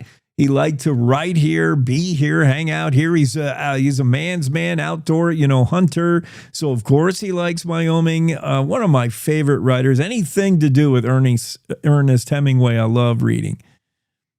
Yeah, I was... people have said that he moved on from Wyoming, but I think he always, what was interesting to me was the gentleman that I talked to said that he thought that, I think it was For Whom the Bells Toll was a Western, that he basically, transferred over to there, but just the way he wrote it, was influenced by his time in Northwest Wyoming and Montana. Yeah, it's pretty cool. What else did we... Where was it that he holed himself up in and supposedly wrote a bunch from? That was up on by the Wyoming. It was on a ranch on the Wyoming-Montana border mostly. Yeah. He was around Sheridan for when he first came in 1929. He was around Sheridan and the Bighorns, but then he went up to the Yellowstone, Montana area, and that's where he learned how to do big game hunting and fishing, a lot of fishing up there, and getting stories that he could put and characters that he could put into his novels. Hemingway's so cool. So I see you're trying to one-up me. I did a story once on the state penitentiary baseball team that was made up all of inmates of convicts. You found a story. You said, hold my beer. I got one even better than that. You found an all-brother baseball team. Everybody on the team was related. They were all brothers, 1929. Yeah, that was a fascinating story. And these guys weren't just, they weren't let's play baseball together. These guys were good. They were a semi-pro team that dominated, in Nebraska and Wyoming when they played. And when they were older, then this Chicago team challenges them they had already beaten a brothers team in Nebraska a few years earlier, but then they get challenged by the Chicago team. And so they didn't do so well there, but they were all a little bit older. I mean, I think there was 3 brothers in their 40s, when they played that game, but still, they were definitely somebody that were like stars in Wyoming in their time, and people would take Union Pacific trains. There'd be a special train taking people to the ball game over in Nebraska. I could see that. The Marlett family. I mean, it's one thing to field an all-family, all-brother basketball team or something, but baseball, you need a few guys to cover the positions. That's amazing. I don't know if we'll ever see that again. Yeah, and there was their dad had 2 wives. That was how that happened. The first wife died, so they had a lot of kids in the family to be able to get that ball team. And the sisters, they took care of the ranch while everybody was off playing ball. Chris Navarro, we've had him on this show, and you had a story about how he is repurposing old wind turbine blades. Kind of a dual feature. I mean, they're useful as a snow fence, and YDOT says, well, let's see how this works out. They're somewhat interested in turning old repurposed wind turbine blades into fences. After all, what they currently use now, made of wood, it needs constant maintenance. And then they could also be pieces of art. Chris Navarro's got an interesting idea on reusing his wall of renewal, reusing old wind turbines. Yeah, and that, like you said, this is like a test, the pilot, and he's working with a company here in Casper to be able to, test that part. And then Chris is doing the art part, and that's going to be involving some Wyoming Mission people, residents at Wyoming Mission. This summer, they're going to paint the turbine parts and turn it into a mural and an inspiration for the people at the camp that the Wyoming Mission has in the Douglas area. So that's going to be really cool when it gets finished. And, it'd be great if this thing saves not only Wyoming, but could save other states, right? In the mountains, some real good money on snow fences if this thing works out. Yeah, we know how useful and how handy snow fence are to keep that snow off highways. And then we learned that, these wind turbine blades, they have such a short life, in my opinion. Like they're only a certain lifespan. And then what do you do with them? I mean, you can't recycle the materials. All the best we do now is bury them. So why not bury some of them and then put a little art on them? Chris Navarro's got a great idea. Absolutely. Dale, what's happening? What else is going on? Anything? Just chasing some more stories this week, Jake. Hoping to find something to talk about next week. All right, because that's the first thing we're going to ask you. What have you done for us lately? Next Monday, it'll be here soon. Yeah. Thanks so much. Thank you. Have a great week. You too. Dale Killingbeck of the Cowboy State Daily Show. He's got a whole mess of stories you got to catch up with. Get on cowboystatedaily.com. Search up Dale Killingbeck just to find out what he's written lately. Mac Watson with us next, right after this. Welcome to The Jake Show on Cowboy State Daily, Wyoming's daily dose of raw, unfiltered, and occasionally uncomfortable truth. I don't do talking points. I do reality. No spin, no fluff, just Jake. Local issues, national nonsense, and zero BS. It's truth, sarcasm, and grit. Shaken, not stirred. I just call it like I see it, and I see a lot of Let's just say I see a lot. From the capital to the county fair, if it matters to Wyoming, Jake's got something to say, and he's not asking permission. The West was built by people who weren't afraid to speak up.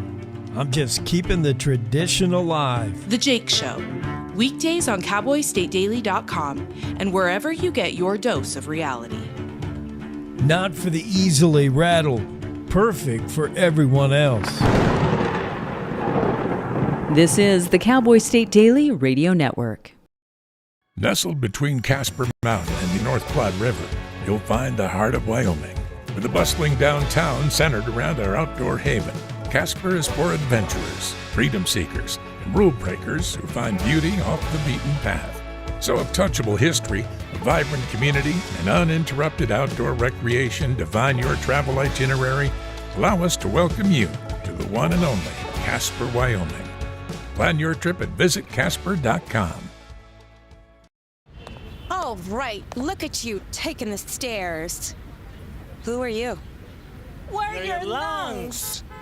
We are proud of you for quitting smoking, but you still may be at risk for lung cancer. A routine cancer scan can detect it early when it's more curable. Good to know. Well, I gotta go somewhere. So do we. Listen to your lungs. Get a routine screening that could save your life. Talk to your doctor and learn more at savedbythescan.org. I think I finally found. Hey, how you doing? Hey, Mason. Hey, Mason. Got a new house. It's looking pretty cool so far. A place that I call home. I'm teaching Louise how to cook some lasagna. It only takes a spark to make a fire start.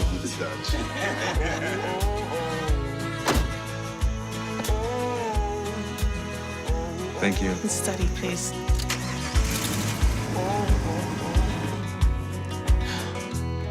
I think I finally found a place to make my own.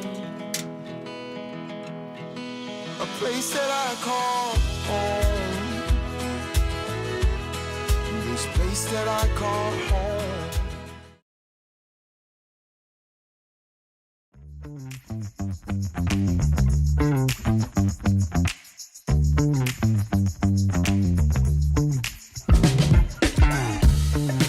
Let's get after it. Let's get to it. Mac Watson's here, Cowboy State Daily Show. We're going to talk about winners and losers over the weekend, and I don't mean football. Golden Globes.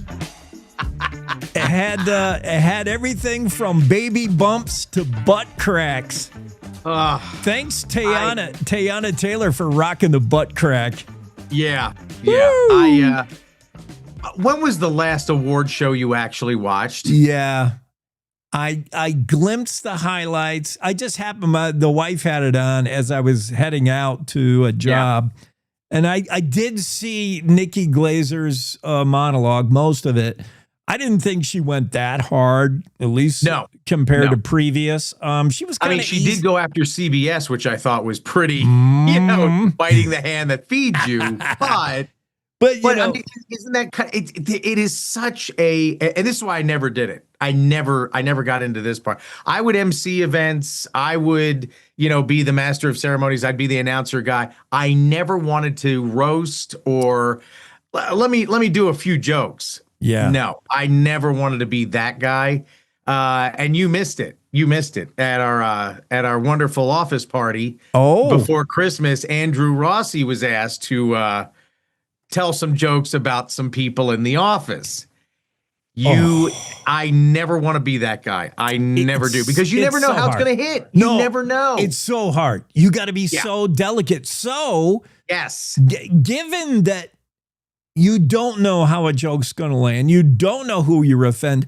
I could see Nikki Glazer and the other dude. Who's the dude from across the pond? He had the original Ricky Gervais? The Office. Yes.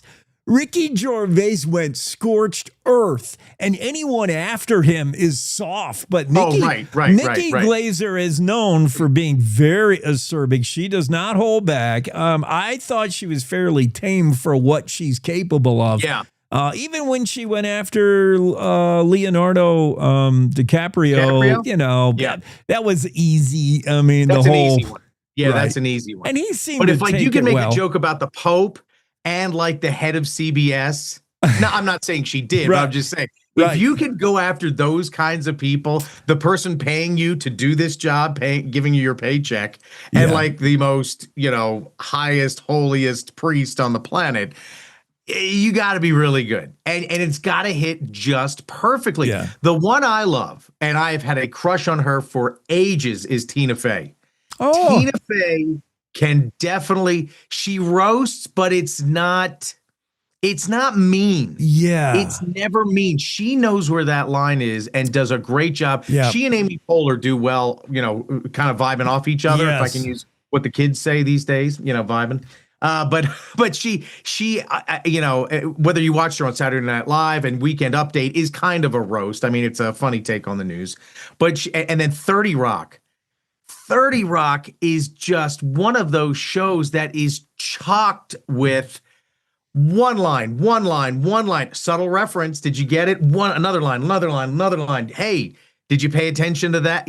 Oh God, 30 Rock was such a darn good show. Yeah. Such a darn good show with really quick lines. Yeah. That are still quotable. They really, much like Seinfeld. Yeah. And you're right. Tina Fey's so good at navigating that. What's too far? What's edgy but not over the line? It's tough. It's a tough place to fit in. I thought it was so cool as a Buffalo Bills fan to see the wife doing her gig. And why didn't Haley Steinfeld, rocking the baby bump, have her man on her arm while he was busy running for his life in Jacksonville, man? Yeah. Woo. Yeah. That game, and I couldn't watch all of it because we were taking down Christmas decorations. Dad, I had to pay attention. Okay. Yeah, I had to pay attention to what I was doing. Dad, that's not where it goes. Okay, fine. Jacksonville was for real. Yeah. Jacksonville was for real. And I mean, I can't believe I'm saying this, but good luck next season. We are seeing the emergence of a whole new set of teams and a whole new set of coaches that really are fantastic. And everybody thought Trevor Lawrence was a bust. He's not. Everybody thought the Carolina Panthers were going to wind up, on the flaming heap of, the Browns and the Jets. They're not. They almost won that game. Unfortunately, they didn't win, but I mean, the Bills came after it, and the Bills were the better team. Thank goodness, because we're all Bills fans here. Yeah. But the Jaguars were for real. Like what are they? Oh, yeah, they ain't playing. They ain't playing. Yeah. Well, I knew. I didn't expect it to be a cakewalk. I really feared Jacksonville even more than maybe the Patriots or the Broncos. I know Jacksonville, the last time the Bills played them, they got their fannies handed to them. That was a game in London. Jacksonville's nasty. Yeah. And then I could not believe the Carolina Panthers. Yeah. They were fun. They held their own. Dang. I mean, they held their own. It was a matter of who wanted it more. I mean, that's what it came down to. The whole time I'm watching that game, I'm like, hey, Carolina, everybody says you don't belong here. Just stand down. Right. And they're like, nope, we're in this, man. Right. We're in it to win it. Right. They gave the Rams all they wanted. Right. But the Rams came back because of Matthew Stafford, who, 37 years old, may be the MVP, which is fantastic. And I could not believe, I don't know if you saw this, I could not believe so the Green Bay and Chicago, they have been, enemies for over 100 years, right? Yeah. I mean, it's one of the longest standing rivalries in all of football, right? Chicago came back from 18 points, and suddenly Matt LaFleur may be looking for another job. He may be. I mean, there are people in Green Bay saying, unacceptable.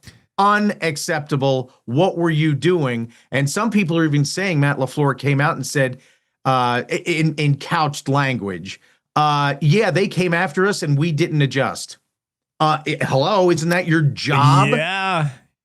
So, I mean, that may be interesting. And so here is kind of like where it all comes together, right?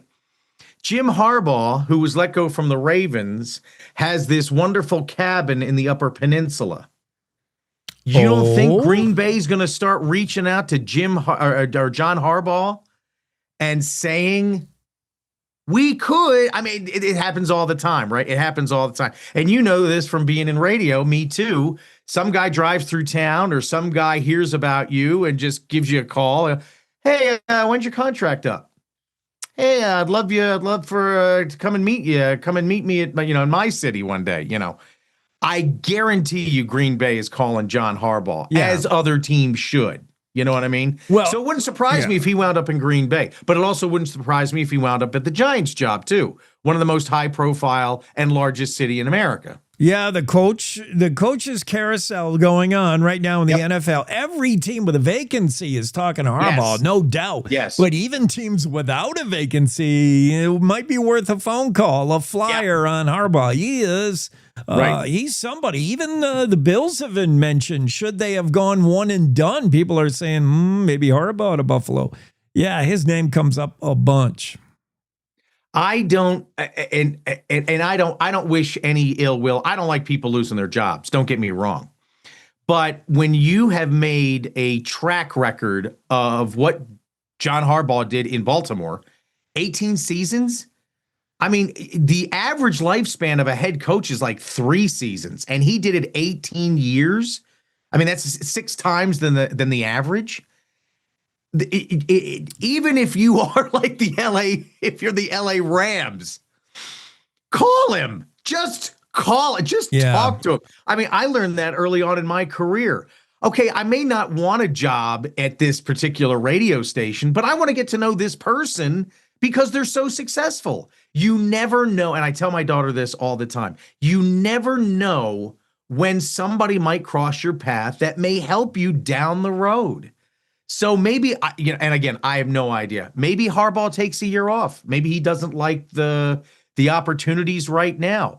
But even if I'm New England, who, Mike Vrabel is doing a great job. Yeah. If I'm Robert Kraft, I'm calling him saying, hey, how's it going? I just want to meet you kind of thing. So, when you get to that point in your career that, you have built that kind of legendary success like John Harbaugh did, I'm sure everybody and his mother is calling his agent going, hey, just want to meet him for lunch. Hey, just want to bend his ear, But I have no idea where he should wind. I know where he shouldn't wind up. He shouldn't wind up with the Browns. Shouldn't wind up at a really poor organization, and he doesn't have to make that choice. Thank goodness. Yeah, I don't think he goes anywhere where he's required to overhaul. It's just Right. He reminds me a little bit of what's going on in Pittsburgh with Mike Tomlin. These are 2 long-tenured coaches that have winning records. They bring their team to the playoffs. There's no reason you'd ever let them go, yet you hear the whisperings in Pittsburgh, and we didn't hear any whispering in Baltimore. It was just, wow, rip the Band-Aid. And I think the Ravens had an idea where they were going already. It wasn't so much Harbaugh out. It was the guy they're looking at. It was Lamar Jackson, really. It was, what do we do with Lamar Jackson? But then we come to find out that the owner, Steve Bisciotti, kind of sort of took the temperature of the room, and not everybody in that room was a Harbaugh fan. Well, then if you've become the clanging gong and not the head coach, if you're just, like Charlie Brown's teacher, womp, womp, womp, womp, womp, then nobody, that is going to spread. And I went through it in my career when I was managing radio stations, that it only took a couple of people to poison that well, and then people turn against you and you get nothing done. So Steve Bisciotti had to call up John Harbaugh and say, look, it's not working out. We're going to keep Lamar, but unfortunately we're going to get rid of you. I don't think Lamar Jackson will ever be as successful as he was without John Harbaugh. That's just my opinion. Harbaugh knew how to get the best out of his players. Unfortunately, some of it, he only got one championship. Unfortunately, 2012 with that elite quarterback, Joe Flacco. Ha ha ha. But I mean, look at it. Look at the length and breadth of his work. Great coach, really is. I can't remember. Do you remember how much Tomlin won twice the Lombardi Trophy, or just once with Ben Roethlisberger? I can't remember. But he's not Bill Belichick. He's not winning 6 or 7, titles and going to the Super Bowl every year kind of thing either. So we'll have to wait and see.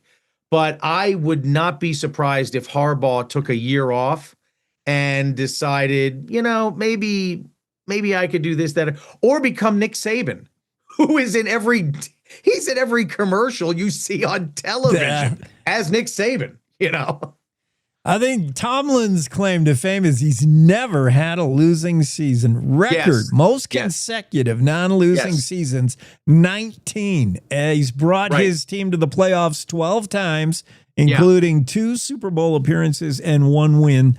That's it. 2 and 1. That's right.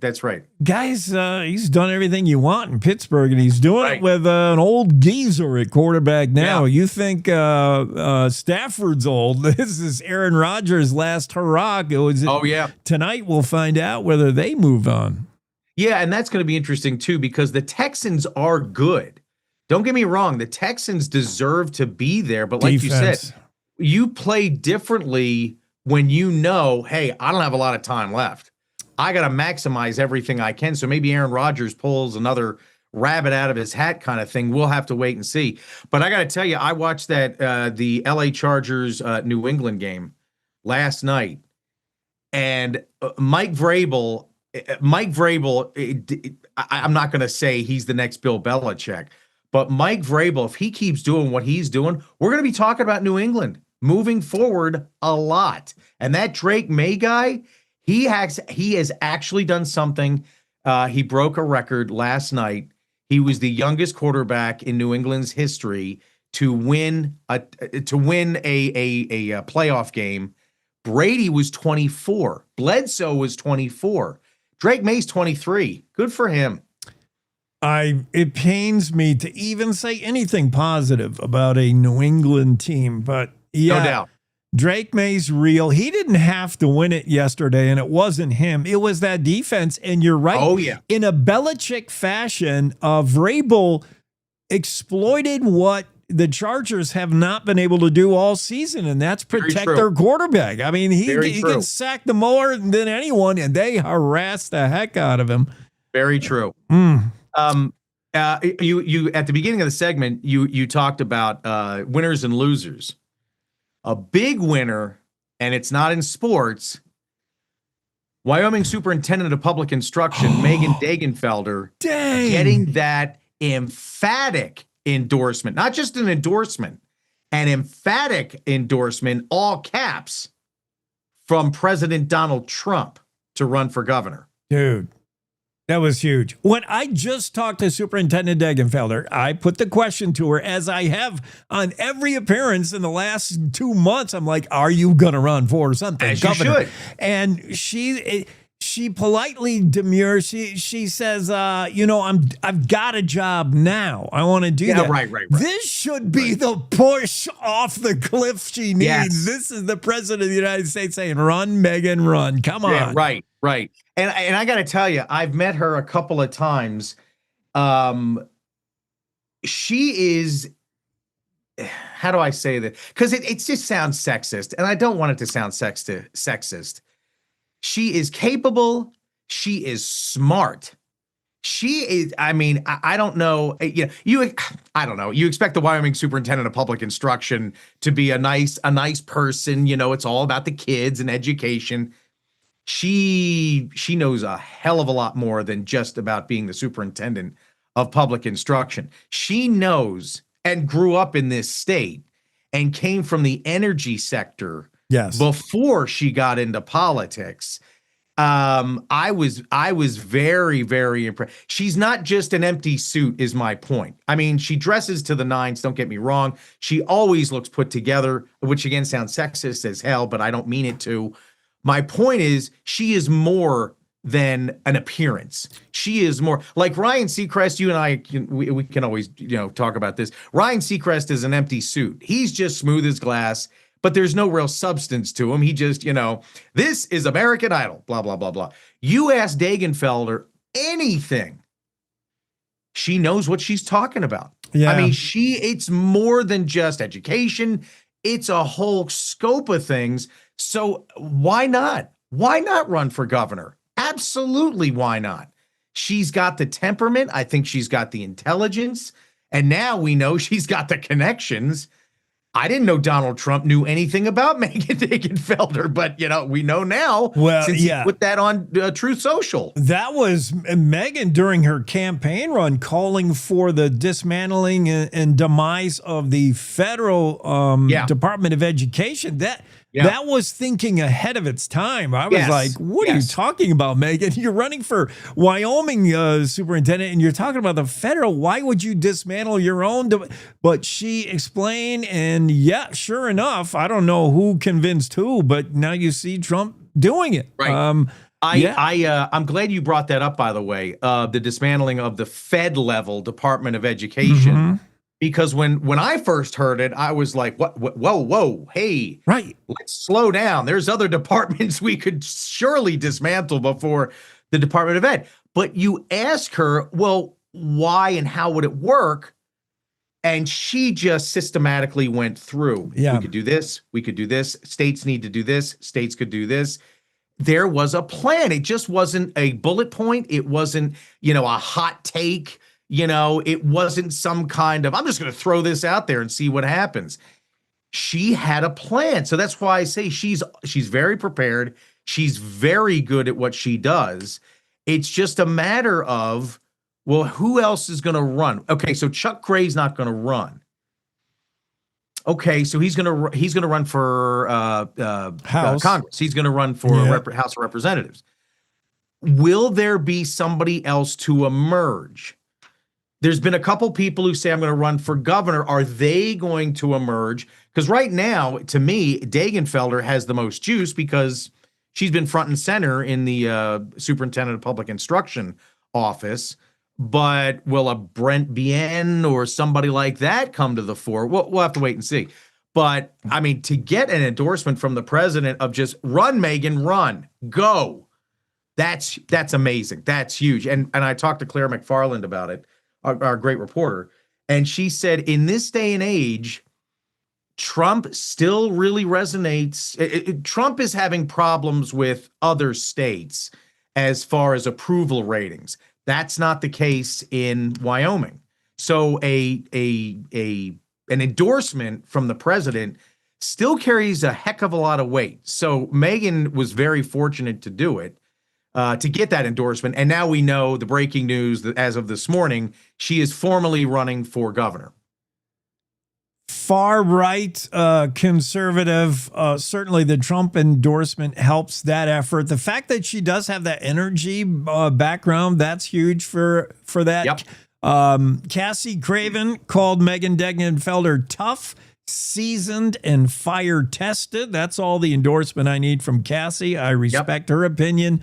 And yes, to also harp Mac on the sexist, I don't think it's beneath anyone to also look at the opportunity for the equality state to have a female governor. We've only had one ever. Now we had the first one in the United States. Thank you. But Nellie Taylor Russ was never elected. She was appointed to finish the term of her husband. The first elected female governor. It's time is due. It's a time to say that. And I think that's also part of the appeal.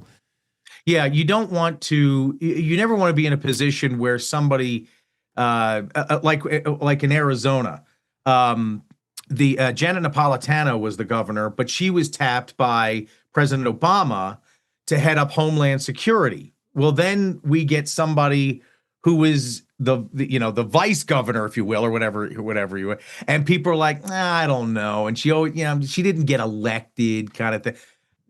No, Megan Dagenfelder, she can run. She will run. She can get elected. And like you said, what a great imprimatur, if you will, what a great stamp that she could become a female governor of Wyoming and keep that legacy going in the equality state. I don't see any downside, if that makes any sense. You know what I mean? Like you said, she's got the experience, she's got the poise, she's got the knowledge. Why not? Now, Mac, go back. Tell me, you're in the newsroom, so you got eyes on the ticker tape, so to speak, the telex. You're ripping and reading. The telex. The telex, dude. Boy, So- that's dating you, man. I Oh my know, God. I know. So wait a minute. You just dropped that bomb. Are you saying that Superintendent Degenfelder has officially declared that she'll run for governor? Let me, we put it up on Cowboy State Daily, I want to say an hour ago. Oh, wow. Yep. Yeah. Wyoming Superintendent of Public Instruction Megan Degenfelder was strongly considering a run for governor, but committed to the move Monday morning, 3 days after the president endorsed her. I So love that it. came out this morning at about 8:30. I'm only upset, Megan, that you did not make the announcement on the Cowboy State Daily Show. Yeah. But okay. Yeah. That's fantastic. All right. Yeah. So moving forward, then we know that she is running. What does Mark Gordon do? If I'm Mark Gordon, what do I do? Do I run against Chuck Gray?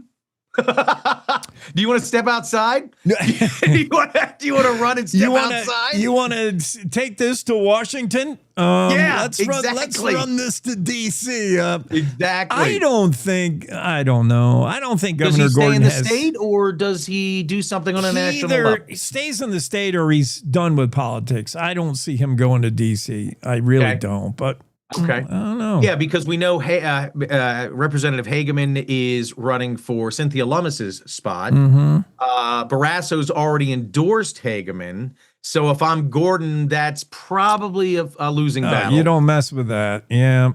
If I'm petty and I'm spiteful, I try to ruin Chuck Gray's day and maybe run for House of Representatives. But I hear what you're saying. Maybe he doesn't. Maybe he steps aside from politics. I mean, he's always talking about his ranch. He's always talking about spending time with his family. And I give him, all the credit in the world. I think he has done, a darn good job for what he needed to do. But maybe he goes and becomes, I don't know, like a professor of politics or something at the University of Wyoming. A lot of people do. They go on and they get like these education positions or professorial positions at these universities.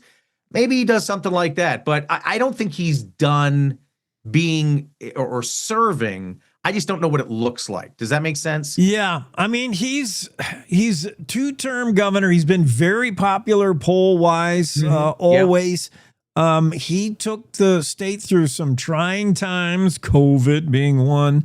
Oh, yeah. I think it just takes a lot of wind out of your sails, man. I think he's done, honestly, but we'll see. And we always talk about you got to know when to leave. Yeah. You got to know when to leave the party. Yeah. And I don't mean the Republican Party or the Democratic Party. I mean, you just got to know when your time, maybe you need to do something else. But he doesn't have that. Oh, boy, is he still in the public office? Is he still in the public light? Is he still, he doesn't have that at all. He could do whatever he wants, I think. And people would either vote or want to be a part of it. All right, we're going to take our final break of the show. Mac, what's your game plan? You going to hang with us? Not to screw your show up. That's always my game plan. Don't mess us up. We need you to. All right. No, I can stick us. around. That's fine. I can stick around. Excellent. We'll be right back with more of Mac Watson right after this. Oh, look. Another national expert explaining Wyoming. Bless their hearts. Look, don't rely on national experts. We do it all ourselves at Cowboy State Daily Radio. Real news for real Wyomingites who actually live here. We tell it like it is, with headlines that hit harder than a spring blizzard and commentary that cuts through all the bull. Cowboy State Daily Radio. It's Wyoming news. No filter, no fluff, no kidding.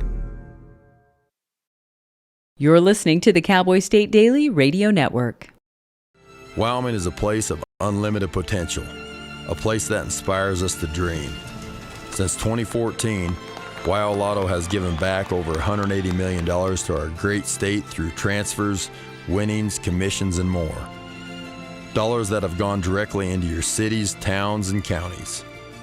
Dollars that have changed lives and set dreams in motion. Thank you, Wyoming, for a legendary 10 years. We can't wait to dream up what's next.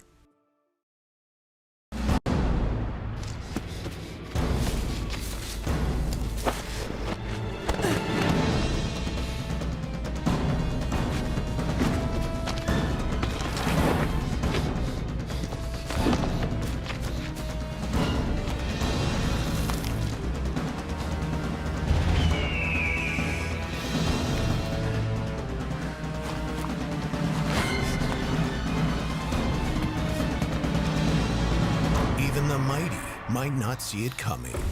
It's prediabetes, and it captures 1 in 3 adults. You may not even know you have it, but you can escape. Take the 1-minute prediabetes risk test to know where you stand. With early diagnosis, you can change the outcome and prevent or delay type 2 diabetes. Be your own hero on smartphones everywhere at doihaveprediabetes.org. Whether it's our stories, the warmth of our laugh, or our family's secret sauce, we all bring something different to the table. So make some space. The power of connection is waiting right outside your comfort zone. Learn how you can help strengthen your community at belongingbeginswithus.org/teamup.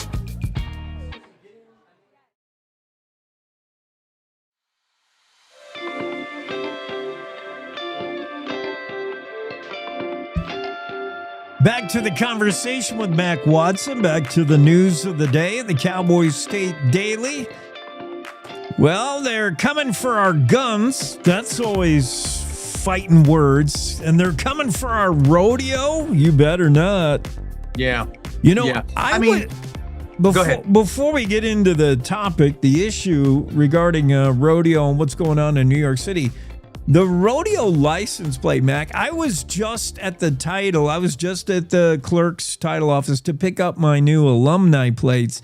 And I don't like the look of them compared to the old ones. And while I was there, I did put eyes on the rodeo plate with real covetousness. I like the look of that plate. And no, I'm supporting rodeo. I'm thinking about it. Would you ever do that? What? Do Buy like a vanity plate? A vanity, like whether it's search and rescue, rodeo, this game and fish, the sportsman one, or I'll tell you this: it is an old superstition in radio. You never buy a vanity plate with AM drive or the radio station's call letters, because you will be fired within that year. You will be let go within that year. Nothing like jinxing it. I like the idea of vanity plates. I've never really thought about it as far as like not a cause, but I've never thought, I belong to this certain tribe, this certain nation. Because I saw that a lot in Arizona. There was the Navajo tribe, the Hopi tribe. I mean, you could buy your own vanity license plate according to your tribe. I never really thought about it, though, but I think you're right. I think that this New York story will get people's attention and make people go in harder or more passionately about something that we are known for, not just nationally, but internationally. I mean, Cody has a rodeo every night in the summer. Every single night at the rodeo grounds, there is a competition, right? And people come from all over to watch here in Cody every night over the summer. New York is a strange animal. It really is. The PBR is in Madison Square Garden. There is high-level competitive rodeo in the city of New York, not just the state, not in Albany, the capital, or wherever, but in Madison Square Garden. But you also have much more progressive, much more, I don't know, I guess different people thinking different things, like animal rights activists who say it's cruel, it's not. And you know what? I can see both sides. I know that's copping out. I know people like, that's hogwash, but I can see both sides. I mean, there is a lot of skill involved in rodeo, but it's not good for the calf. I'll just tell you that. I don't want to be jerked around and tied up in, the quickest way possible if I'm an animal. But that's part of our heritage. That's part of our history. And that's something that I think a lot of people, especially back east, don't understand. And I have the hardest time getting people back east to understand the magnitude of the Rockies, the absolute breathtaking beauty of Yellowstone, and the enormity and the stamp, or the absolute stamp of this is who we are as far as rodeo is concerned. I attended my first rodeo 4 years ago. I didn't understand a lot of it, but I got it. I understand. It's like, it's like when you go to your first, I don't know, maybe you go to a different church and you see how things are different at a different church, or maybe you go to a different event you've never, ever gone to. You sit down and you go, oh, I get it now. So I understand why New York City, of course, on New Year's Eve slips this bill in to get rid of rodeo. But I don't think it should, and I don't think it will happen, because guess what? Madison Square Garden makes a ton of money off the PBR. They really do. Yeah. This story from Renee Jean and the efforts underway in New York City this anti-rodeo law that would all but really ban the sport of rodeo. Rodeo under attack all the time. Here, closer to home in Wyoming, it's PETA that came out with a strong suggestion that we take the bucking horse off the license plate, or offer an option for those who think it glorifies a blood sport. And then the reaction of state lawmakers was to just double down and say, all right, we're going to make the bucking horse even bigger. Right. How about that? Yeah, right. We love our rodeo. I think you're right, Mac. It's hard to get through to people who are non-rodeo. It's more than the sport. We're rodeo crazy. We love our rodeo, but it's way more than just a sport. It is a culture in Wyoming. Yeah. And there's so much good that comes up. If you go to a high school rodeo and you watch these feral kids running around on their hoverboards, they're like 7 years old, and the parents don't know where they are from 8 a.m. to 8 p.m. And it's just beautiful. I mean, there's so many things about rodeo that is so good. There's so family. There's so many positive things. It's a culture, and it is. We love it in Wyoming. It is. And I grew up around 4-H, even though I'm deathly allergic to animals. That's my curse. Born next to my grandmother's farm and never could participate because I'm deathly allergic to horses. Cows don't agree with me, that kind of thing. Oh. But I understood, and I understand the values of being a rancher, the values of being somebody who grows something and then maybe sell it or shows it or that's yours. I mean, the lessons that you learn from ag, period, are immense. So I totally get it. It's a matter of, if you don't know, I remember somebody telling me, we became foster parents. My wife and I became foster parents in 2017. And we told somebody close to us, and they said, why would you want to take care of somebody else's problem? Ooh. That statement right there just told us everything we need to know about people who didn't understand the need for foster care and the need for foster homes and foster families, right? The same could be said of rodeo. Somebody in, I don't know, Montpelier, Vermont, they're not going to get rodeo. Okay, I get it. But that doesn't mean you take it away. It's just, it looks too cruel. Well, you don't understand the intricacies. You don't understand. And Renee Jean, the reporter, was telling me the other day, that bucking bronco or that bucking bull, if they were truly in pain, they wouldn't move. They wouldn't move. So people have this, what they think they know about rodeo, on, it must be violent. It looks like it hurts the animal. But on the other side of it, if you actually investigate, the animals are not hurt. And what was surprising to me, but I say that because of total ignorance, how much those animals are looked after during, before, and after the rodeo. That really surprised me of how, they're tended to, they're looked at, they're made sure it's safe. It's not as though they just, hey, let's just get a couple of calves in here and see what happens. No, there's much more that goes behind the scenes in putting on a darn good rodeo, and that includes animal safety. So, I hope it doesn't pass in New York City. And stock contractors anymore spend so much money on these animals to keep them healthy. They have their own vets. They have their own chiropractors, these bucking stars, and the flank strap and stuff used to does not make them. But these are animals that are bred to buck. This is what they were trained to do. Yes, the flank strap simply enhances the kicking. I mean, they're just trying to get rid of something that's an annoyance. It's not like they're made out of barbed wire. Yeah, right. I know. But one final thing I want to talk about that the wolf, because today is the anniversary. This very day is when we release those wolves into Yellowstone, 1995. It was on this day, January 12th. And today we get the story from Mark Hines about the old man, the old wolf 1090F.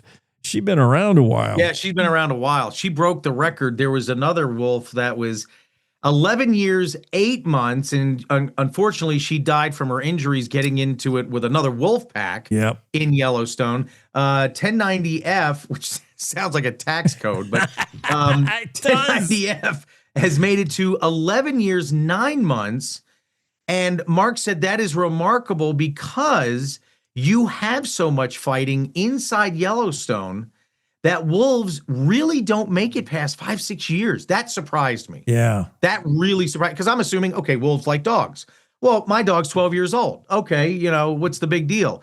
No, for some reason, the way they migrate, the way their paths cross, they will get into it with another wolf pack, and it really affects their mortality rate. They're so territorial. Yeah, that's their demise, not necessarily the cold, the tourists and their driving habits or anything else. It's other wolves. Wolf on wolf violence. But 1090F still with us now, nearing 12 years old.